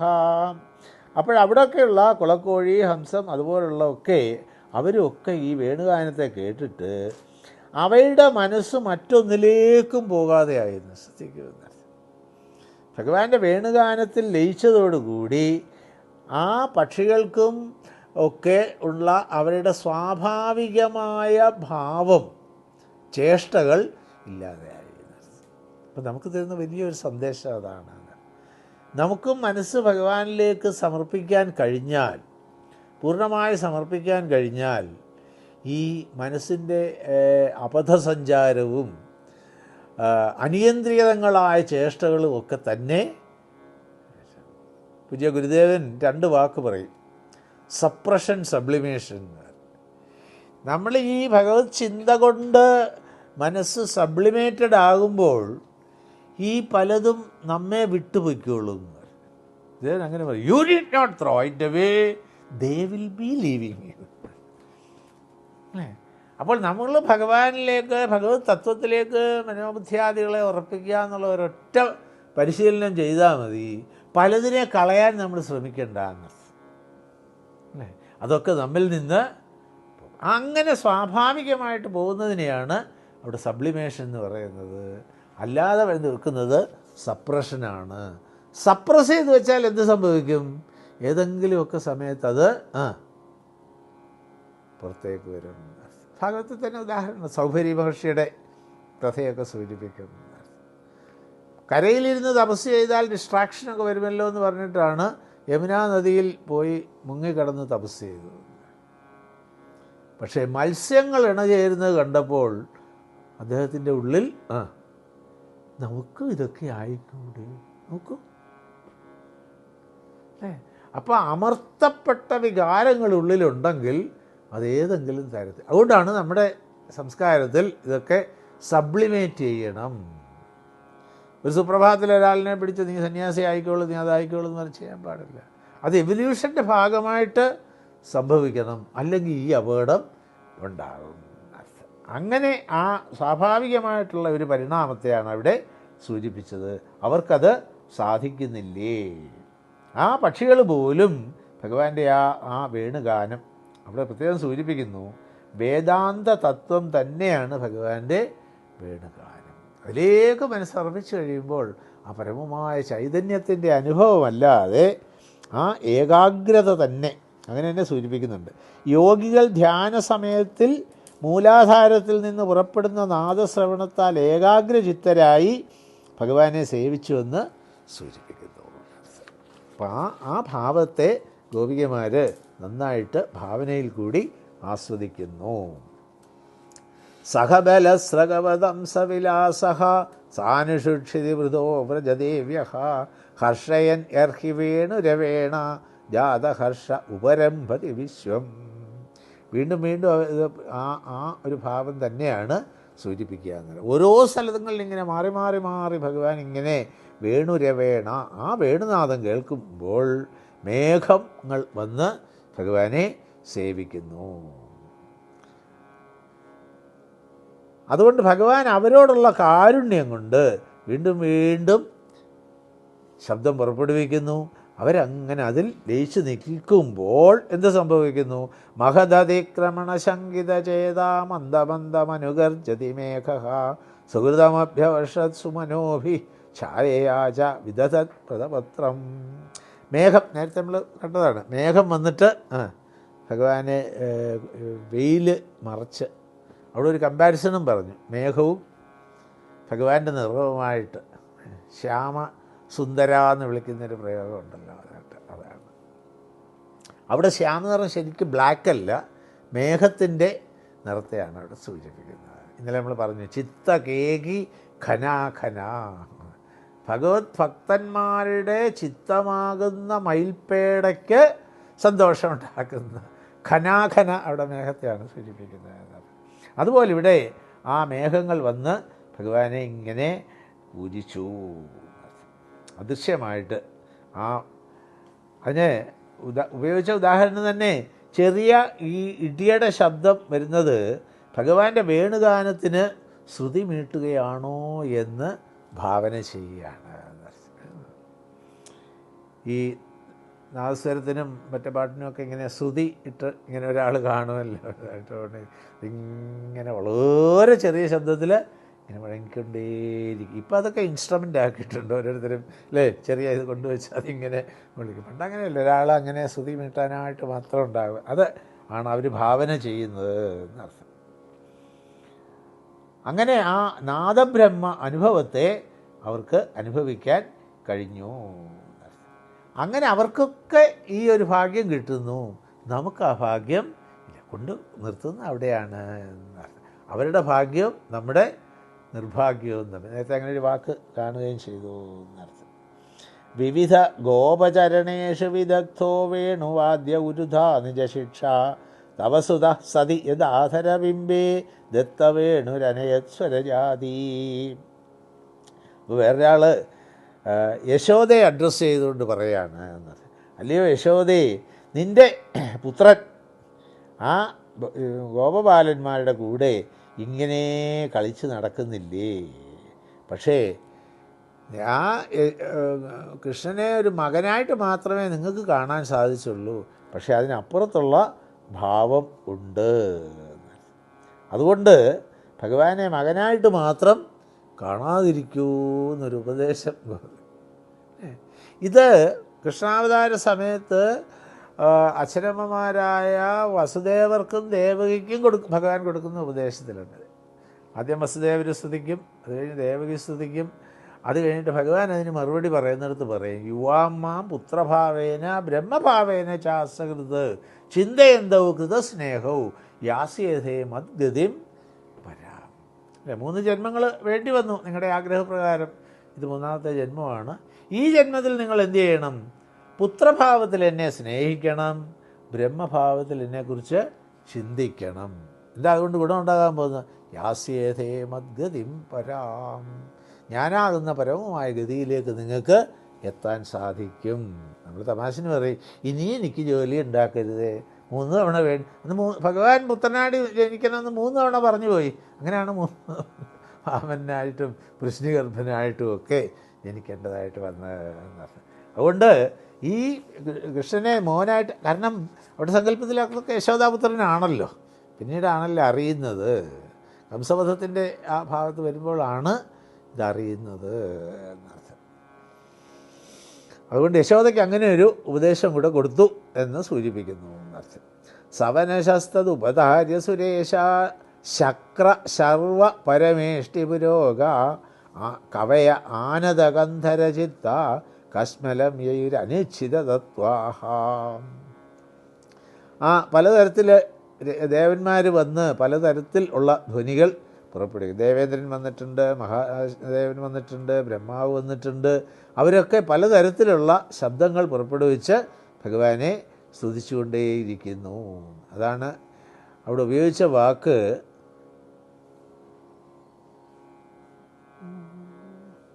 ആനത കന്ധരചിത്ത. അവരെ കഴുത്ത് അല്ലേ ശിരസ് കുനിച്ച്, അവിടെ ശിരസ് മാത്രമല്ല കുനിഞ്ഞത്, ചിത്തവും കുനിഞ്ഞു എന്ന് സൂചിക്കും. അതാണ് ആനത കന്ധര ചിത്തം എന്ന് സൂചിക്കും. അപ്പോൾ നമസ്കരിക്കുക എന്ന് പറയുന്നതും ഒക്കെ ഒരു ശരീരത്തിൻ്റെ തലത്തിലുള്ള ഒരു ആക്ടിവിറ്റി മാത്രമായിട്ട് ആകരുത്. പിന്നെ ഇത് മഹാത്മാക്കളെ ചെന്ന് നമസ്കരിക്കുന്ന ഭാഗം ഭഗവത്ഗീത പറയുന്നത് അങ്ങനെ തന്നെ. പ്രണിപാതേന പരിപ്രശ്നേന സേവയാന്ന് ആദ്യം ചെയ്യേണ്ടത് മഹാത്മാക്കളുടെ മുമ്പിൽ ചെന്നാൽ സാഷ്ടാംഗ നമസ്കാരമാണ്. എങ്ങനെ മഹാത്മാക്കളിൽ നിന്ന് ജ്ഞാനം നേടണമെന്ന് പറയുന്ന ഭാഗത്താണ് ഭഗവാൻ അത് സൂചിപ്പിക്കുന്നത്. തദ്വിധി പ്രണിപാതേന പരിപ്രശ്നേന സേവയ, 3 കാര്യങ്ങളാണ് പറഞ്ഞത്. ആദ്യം ചെന്ന് സാഷ്ടാംഗം നമസ്കരിക്കും. എന്തുകൊണ്ട്? കുറച്ച് നേരത്തേക്കെങ്കിലും ഇങ്ങനെ നിൽക്കുന്ന ഞാൻ ഇങ്ങനെ ഒന്ന് പറഞ്ഞോട്ടെ. അതാണ് സാഷ്ടാംഗ നമസ്കാരത്തിൻ്റെ പ്രത്യേകത. അത് കഴിഞ്ഞാലോ പരിപ്രശ്നേന, ശ്രേഷ്ഠങ്ങളായ പ്രസക്തമായ നല്ല ചോദ്യങ്ങൾ ചോദിക്കാൻ കഴിയണം. എന്നിട്ടോ ആ ഉത്തരം കേൾക്കുമ്പോൾ, മഹാത്മാക്കളിൽ നിന്ന് ഉത്തരം കേൾക്കുമ്പോൾ ശ്രദ്ധയോടുകൂടി അത് കേൾക്കാനും കഴിയും. സേവ എന്നുള്ളതിനവിടെ ശുശ്രൂഷ എന്നൊരർത്ഥം. ശ്രോതും ഇച്ഛ, ശുശ്രൂഷ. ഇപ്പോൾ സേവ എന്ന് പറഞ്ഞാൽ അവിടെ ഇങ്ങനെ മറ്റു കാര്യങ്ങൾ ചെയ്യുന്നത് മാത്രമല്ല സേവ. പിന്നെ നല്ല ചോദ്യങ്ങൾ ചോദിച്ചാൽ അതിനനുസരിച്ച് ഗുരുനാഥനിൽ നിന്ന് ഉത്തരം കിട്ടുമ്പോൾ പൂർണ്ണമായ ശ്രദ്ധയോടുകൂടി അതിനെ കേൾക്കാൻ കഴിയണം. ഗുരുവായൂരപ്പാ, അങ്ങനെ ദേവന്മാർക്ക് ഇത് സാധിക്കുന്നില്ലേ, ഞങ്ങൾക്ക് സാധിക്കുന്നില്ലല്ലോ. അഭിനന്ദിക്കുകയല്ല എന്ന് കഴിഞ്ഞാൽ നല്ല ചോദ്യം എന്ന് പറഞ്ഞു കഴിഞ്ഞാൽ അടുത്ത ഇതിനേക്കാൾ നല്ല ചോദ്യം ഞാൻ ചോദിക്കാമെന്നൊരു ഇത് വരുന്നത്. അതുകൊണ്ട് ചോദ്യങ്ങളെ പലപ്പോഴും നമ്മുടെ ഒരു ചോദ്യം ചോദിച്ചപ്പോൾ ഇത് നല്ലൊരു അപ്രീസിയേഷൻ പറഞ്ഞിട്ടുണ്ട്. Fine question, what did you get എന്നൊക്കെ ചോദിച്ചു. അപ്പോൾ ചോദ്യം ചോദിച്ചാൽ മാത്രം പോരാ, അതിൻ്റെ ഉത്തരത്തെ പൂർണ്ണമായ സമർപ്പണത്തോടു കൂടി അല്ലേ, ഇൻ്ററപ്റ്റ് ചെയ്യാൻ പാടില്ല. പലപ്പോഴും നമുക്ക് വരുന്നത് അതാണ് എന്നർത്ഥം. ഉത്തരം കിട്ടുന്നതിന് ഇടയ്ക്ക് കയറി നമ്മൾ എന്തെങ്കിലുമൊക്കെ ഒരിക്കലും പാടില്ല. അതുകൊണ്ടാണ് മഹാത്മാക്കളുടെ മുമ്പിൽ ചെന്ന് കഴിഞ്ഞാൽ വളരെ അത്യാവശ്യത്തിനെ വായ തുറക്കാവുന്ന കേൾക്കാനായിരിക്കണം അവിടെ താല്പര്യം.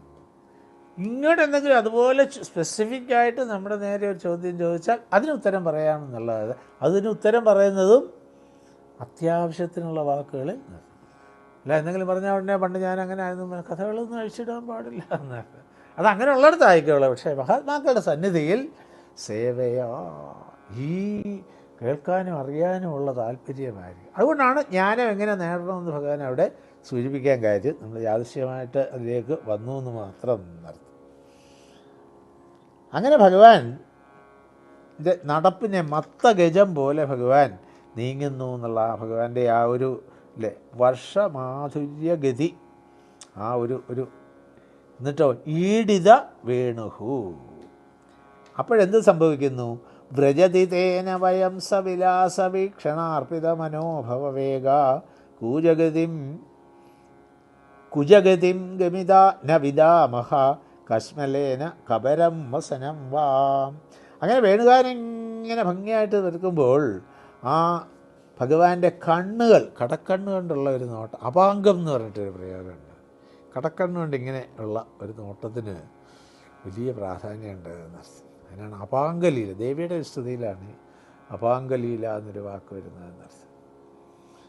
അത് നമുക്ക് ഗുരുദേവൻ്റെ കാരുണ്യം കൊണ്ട് ഒരു ദിവസം ഇത് രണ്ടും കിട്ടിയെന്നർത്ഥം.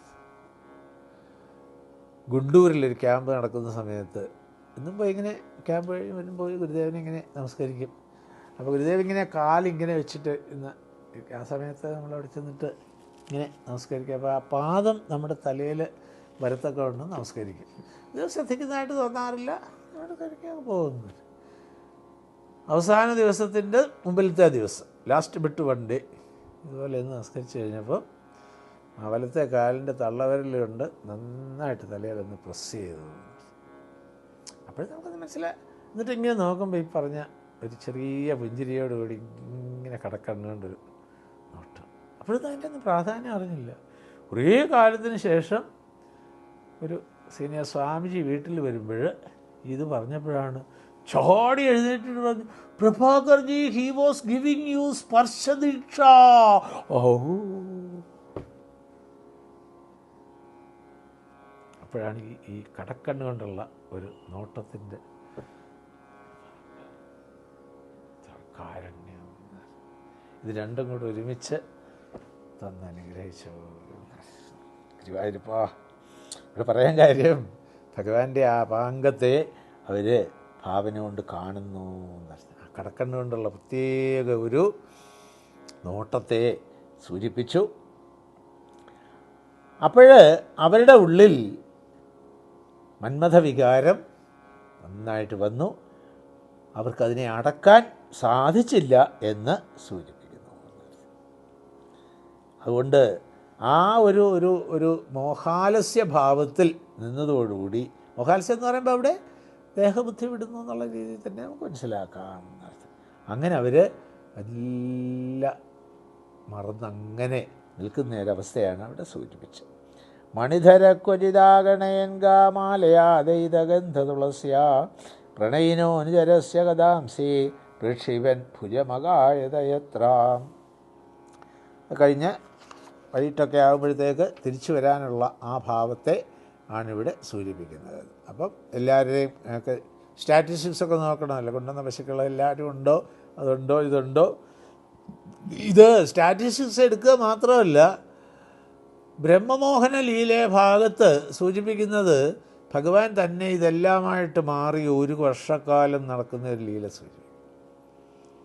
ബ്രഹ്മമോഹനം, ബ്രഹ്മദേവൻ ഭഗവാന്റെ ഈ ലീല ഒന്ന് കാണാൻ വേണ്ടിയിട്ട്, അഥവാ ഭഗവാന്റെ ഒരു നിരീക്ഷണം നടത്താൻ വേണ്ടിയിട്ട് ആദ്യം പശുക്കളെ മറച്ചു, അത് കഴിഞ്ഞ് ഗോപന്മാരെ അങ്ങോട്ട് മറച്ചു.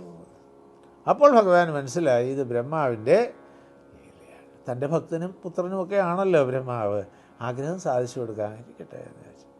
പക്ഷേ ബ്രഹ്മാവിൻ്റെ ആഗ്രഹം സാധിക്കാമെന്ന് പറയാം. കാരണം ബ്രഹ്മദേവൻ്റെ ഒരു ദിവസം എന്ന് പറയുന്നത്, ഒരു പകൽ ഇത് പറയുന്നത് ഇവിടെ നമ്മുടെ 365 ദിവസമുള്ള ഒരു വർഷക്കാലമാണ്.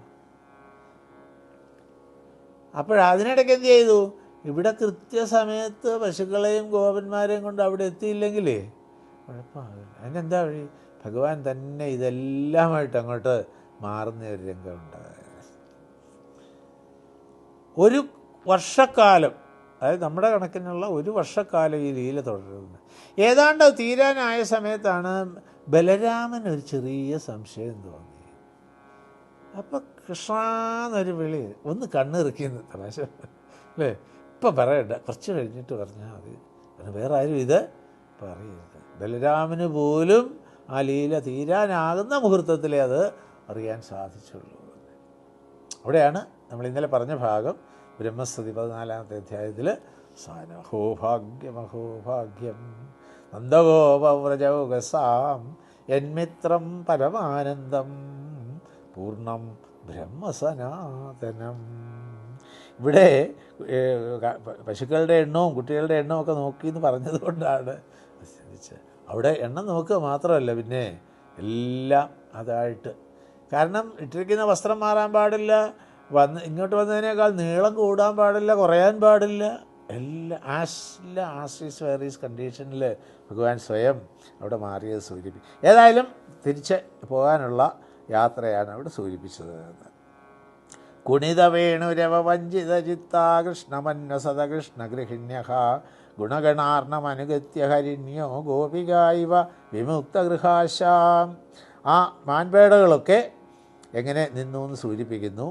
ആ ഗൃഹഭരണ കാര്യങ്ങളെല്ലാം വിട്ട് ഗോപികമാരിങ്ങനെ സ്റ്റണ്ടായി നിന്നതുപോലെ ആ മാൻപേടകളൊക്കെ അവരുടേതായിട്ടുള്ള ചാബല്യങ്ങളെയൊക്കെ ഉപേക്ഷിച്ചിട്ട് നിന്നു. ഭഗവാൻ അർജുനനോട് കൊടുത്തതും ഭാഗവതത്തിൽ ഭഗവാൻ ഉദ്ധവർക്ക് കൊടുത്ത ഉപദേശത്തിൽ രണ്ടിടത്തും ഒരുപോലെ ഉപയോഗിച്ച വാക്കാണ് പരിത്യജ്യ. സർവധർമാൻ പരിത്യജ്യ. ഉദ്ധവരോട് പറഞ്ഞപ്പോഴോ ത്വന്ത് സർവം പരിത്യജ്യ. രണ്ടിടത്തും കോമൺ ആയിട്ട് ഉപയോഗിച്ച വാക്കാണ് പരിത്യ. കാരണം പരി എന്ന ഉപസർഗം ചേർക്കുമ്പോൾ അതിനൊരു പ്രത്യേക മാനം കൈവരുന്നു. സാധാരണ പോലെ പറിച്ചെറിയലല്ല, നേരത്തെ സൂചിപ്പിച്ച സബ്ലിമേഷൻ. അപ്പോൾ അത് സ്വാഭാവികമായിട്ടില്ലാതാകുന്ന ഒരവസ്ഥയാണ് അവിടെ സൂചിപ്പിച്ചത്. അവിടെ കൃഷ്ണമൃഗവും കൃഷ്ണൻ്റെ പേരുമായിട്ട് ബന്ധപ്പെടുത്തി അവർ ചിന്തിക്കുന്നുണ്ട്. കൃഷ്ണഗൃഹിണ്യക എന്നൊരു പ്രയോഗമുണ്ട്. അവിടെ കൃഷ്ണൻ്റെ ഗൃഹിണികൾ എന്നല്ല, കൃഷ്ണമൃഗത്തിൻ്റെ ഗൃഹിണികൾ എന്നുള്ള അർത്ഥത്തിലാണ് സൂചിപ്പിച്ചത്.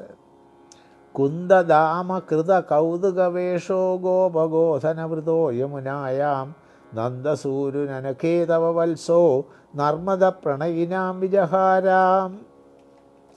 ആ യമുനയിലിറങ്ങി അവർ ജലസ്പർശം കൊണ്ട് ദേഹശുദ്ധിയൊക്കെ വരുത്തി മടങ്ങാൻ തുടങ്ങുമ്പോഴത്തെ ഭാവത്തെ സൂചിപ്പിച്ച് അങ്ങനെ അവർ യമുന നദിയിലിറങ്ങിയിട്ട് യമുനായ വിജഹാര ജലക്രീഡ, വീട്ടിൽ വൈകിട്ട് മടങ്ങി പോകുന്നതിന് മുമ്പായിട്ട് ജലക്രീഡ ചെയ്ത ഭാഗമാണ് സൂചിപ്പിച്ചത്. അപ്പോഴെന്ത് സംഭവിച്ചു? മന്ദവായുരുപവാത്യനുകൂലം മാനയൻ മലേജസ്പർശേന വന്ദിനസ്തമുപദേവഗണായേ വാദ്യഗീത ബലിഭി പരിവവൃഹു. അങ്ങനെ അവർ ആ ജലക്രീഡയൊക്കെ കഴിഞ്ഞ് കരയ്ക്ക് കയറിയപ്പോൾ നല്ല ശീതളമായ ആ കാറ്റ് അങ്ങോട്ട് വീശി. വെള്ളത്തിൽ മുങ്ങിക്കയറി കഴിയുമ്പോൾ ചെറിയൊരു കാറ്റും കൂടെ വരുമ്പോൾ ഒരു പ്രത്യേക അനുഭവമാണല്ലോ എന്നർത്ഥം. അത് അങ്ങനെ ഭഗവാന്റെ സാന്നിധ്യം സ്പർശം കൊണ്ട് ആ യമുനാ നദിക്കുണ്ടായ, നേരത്തെ ആദ്യം പറഞ്ഞ ഭാഗത്ത് നമ്മൾ കണ്ടതാണ്, ആ നദിയുടെ ഓളങ്ങൾ നദി ഭഗവാന് പൂജ ചെയ്യുന്നതായിട്ട് ഗോപികമാർ ഭാവന ചെയ്യുന്ന ഒരു ഭാഗം കണ്ടായിരുന്നു എന്നർത്ഥം. അതുകൊണ്ട് ആ യശോദയെ അഡ്രസ്സ് ചെയ്തിട്ടാണ് പറയുന്നത്, നിൻ്റെ പുത്രനിതാ ഒരു ചക്രവർത്തിക്ക് തുല്യമായ ഒരു എഴുന്നള്ളത്താണ്. ആ ഒരു ഭാവത്തെ സൂചിപ്പിക്കുകയാണ്, യശോദയെ അഡ്രസ്സ് ചെയ്തിട്ടാണ് അല്ലേ. അവിടെയൊക്കെ ഒരു സ്ത്രീ സഹജമായ അസൂയയുടെ, നല്ല അർത്ഥത്തിൽ അസൂയയുടെ ഒരു ഭാവം നമുക്ക് കാണും. ആ യശോദ എത്ര ധന്യയാണ് എന്നൊരു സൂചനയും കൂടെ അവിടെ വായിക്കാം. വത്സലോ വ്രജഗവാം യദഗദ്രോ വന്ദ്യമാനചരണപതിവൃദ്ധൈ കൃഷ്ണഗോധനമുപോഹ്യദിനാന്തേ ഗീതവേണുരനുഗേഡിത കീർത്തി.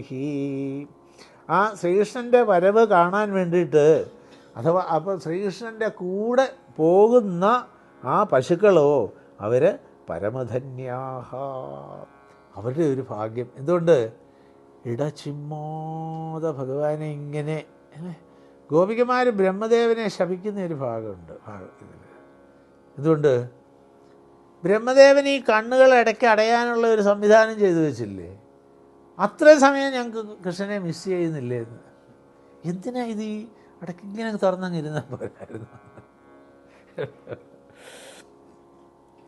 അതുകൊണ്ട് അങ്ങനെ കണ്ണടയ്ക്കാതെ ഭഗവാനെ സൗന്ദര്യം ആസ്വദിക്കുന്ന ആ ഗോക്കള് ധന്യധന്യാഹ.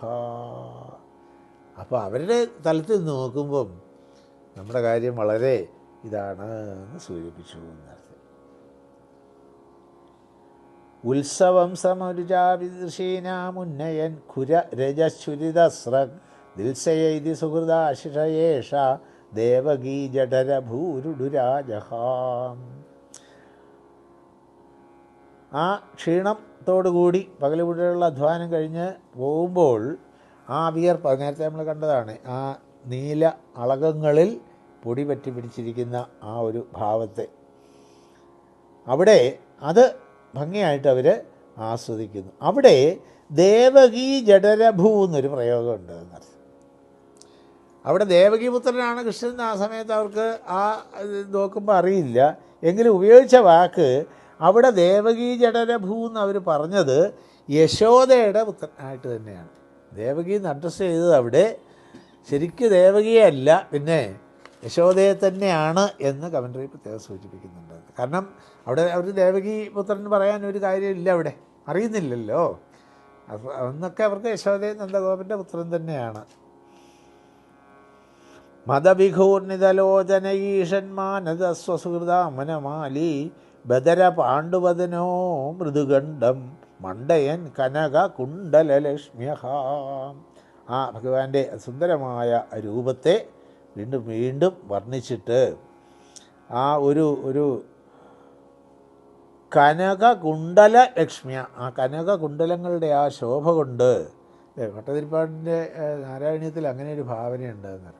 ആ കുണ്ടലത്തിൻ്റെ ശോഭ കൊണ്ട് ഭഗവാന്റെ കവിൾത്തടം ശോഭിക്കുന്നുവോ അതോ മറിച്ചാണോ എന്നൊരു സൂചനയാണ്. പിന്നെ ഭഗവാന്റെ കവിൾത്തടം അത്ര ഭംഗിയായിട്ട് ശോഭിക്കുന്നതുകൊണ്ട് ആ കവിൾത്തടത്തിൻ്റെ ശോഭ കൊണ്ട് അത് റിഫ്ലക്റ്റ് ചെയ്യുന്ന കുണ്ടലത്തിന് ശോഭ വന്നു അങ്ങനെ ഒരു ഭാവനയുണ്ട്. യദുപതിർവിരതരാജവിഹാരോ യാമിനീപതിരി വൈഷദിനാന്തേ മുദിതവക്ത്ര ഉപയാതി ദുരന്തം മോചയൻ വ്രജഗവാം ദിനതാപം. അങ്ങനെ ഭഗവാന്റെ ആ വരവ് ഭംഗിയായിട്ട് ഇവരെ ആസ്വദിച്ചു. അങ്ങനെ കൃഷ്ണൻ നമ്മിലേക്ക് വരുന്നു. ഗളഗീതത്തിൻ്റെ അവസാനത്തെ ശ്ലോകം അതാണ് സൂചിപ്പിക്കുന്നത്. അപ്പം കാട്ടിൽ പോയി കഴിഞ്ഞപ്പോൾ അത് മുഴുവൻ ഭാവനയിൽ അവർ കണ്ട് തിരിച്ച് കൃഷ്ണൻ വരുന്ന ഭാവത്തെയാണ് സൂചിപ്പിച്ച്. ആ വരവ് വരുമ്പം എന്ത് വരുന്നു? വ്രജഗവാം ദുരന്തം. വ്രജത്തിൽ നിന്ന് പുറത്ത് സഞ്ചരിക്കാൻ അനുവാദമില്ലാത്ത നമ്മുടെ അവസ്ഥ ഇപ്പോഴാണ് നമുക്ക് ഭഗവാനെ ഒന്ന് കാണാൻ സാധിച്ചത്. അതേസമയത്ത് ഭഗവാനെ അനുഗമിച്ച പശുക്കൾക്കും ഗോപന്മാർക്കും ആ കാട്ടിലുണ്ടായ ഈ വർണ്ണിച്ച അവരുടെ അഹോഭാഗ്യം അഹോഭാഗ്യം എന്നൊരു സൂചന അവിടെ കാണാം. എന്നിട്ട് ശ്രീശു ബ്രഹ്മർഷിയുടെ വാക്കാണ് പിന്നീട് കാണുന്നത്. ശ്രീശുഗൗവാച ഏവം വ്രജസ്ത്രീയോ രാജൻ കൃഷ്ണലീലാനുഗായതി രേമിരേഹസുരക്ഷിത്ത തന്മനസ്കാ മഹോദയാഹ. ആ ഗോപികൾ ചെയ്ത ആ ഗാനത്തിൻ്റെ ഈ യുഗളഗീതത്തെ ശ്രീശു ബ്രഹ്മർഷിയുടെ വാക്കുകളിൽ കൂടി അതിനെ ഉപസംഹരിക്കുകയാണ് എന്നർത്ഥം. അവരുടെ സദാസമയവും അവരുടെ സങ്കല്പം ഭഗവാനിൽ തന്നെ ആയിരുന്നു എന്നുള്ളതാണ്. അതാണ് തച്ചിത്ത തന്മനസ്ക.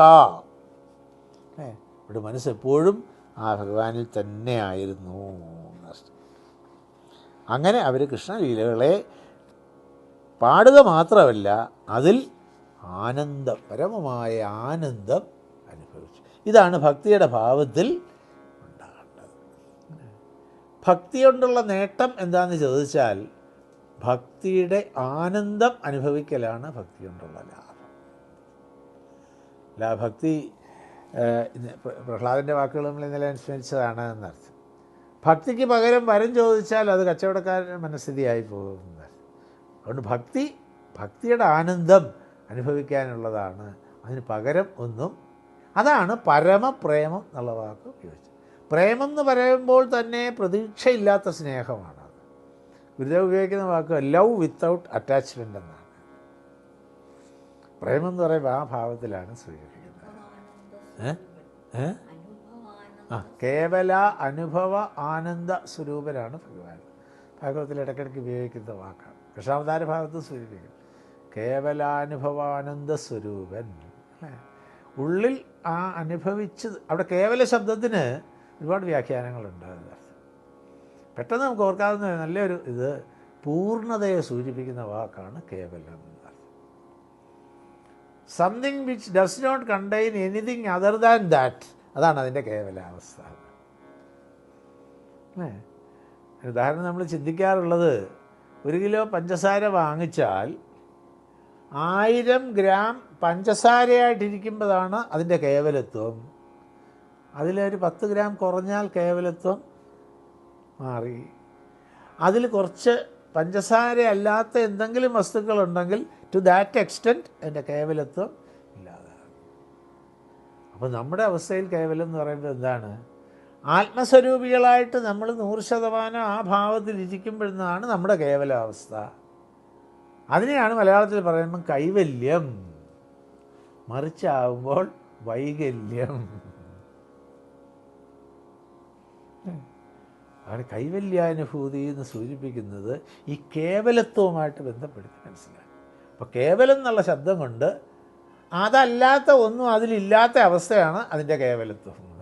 ഇപ്പോൾ പഞ്ചസാരയാകാം, നമ്മുടെ കാര്യമാകാം, എണ്ണയാകാം, അല്ലേ?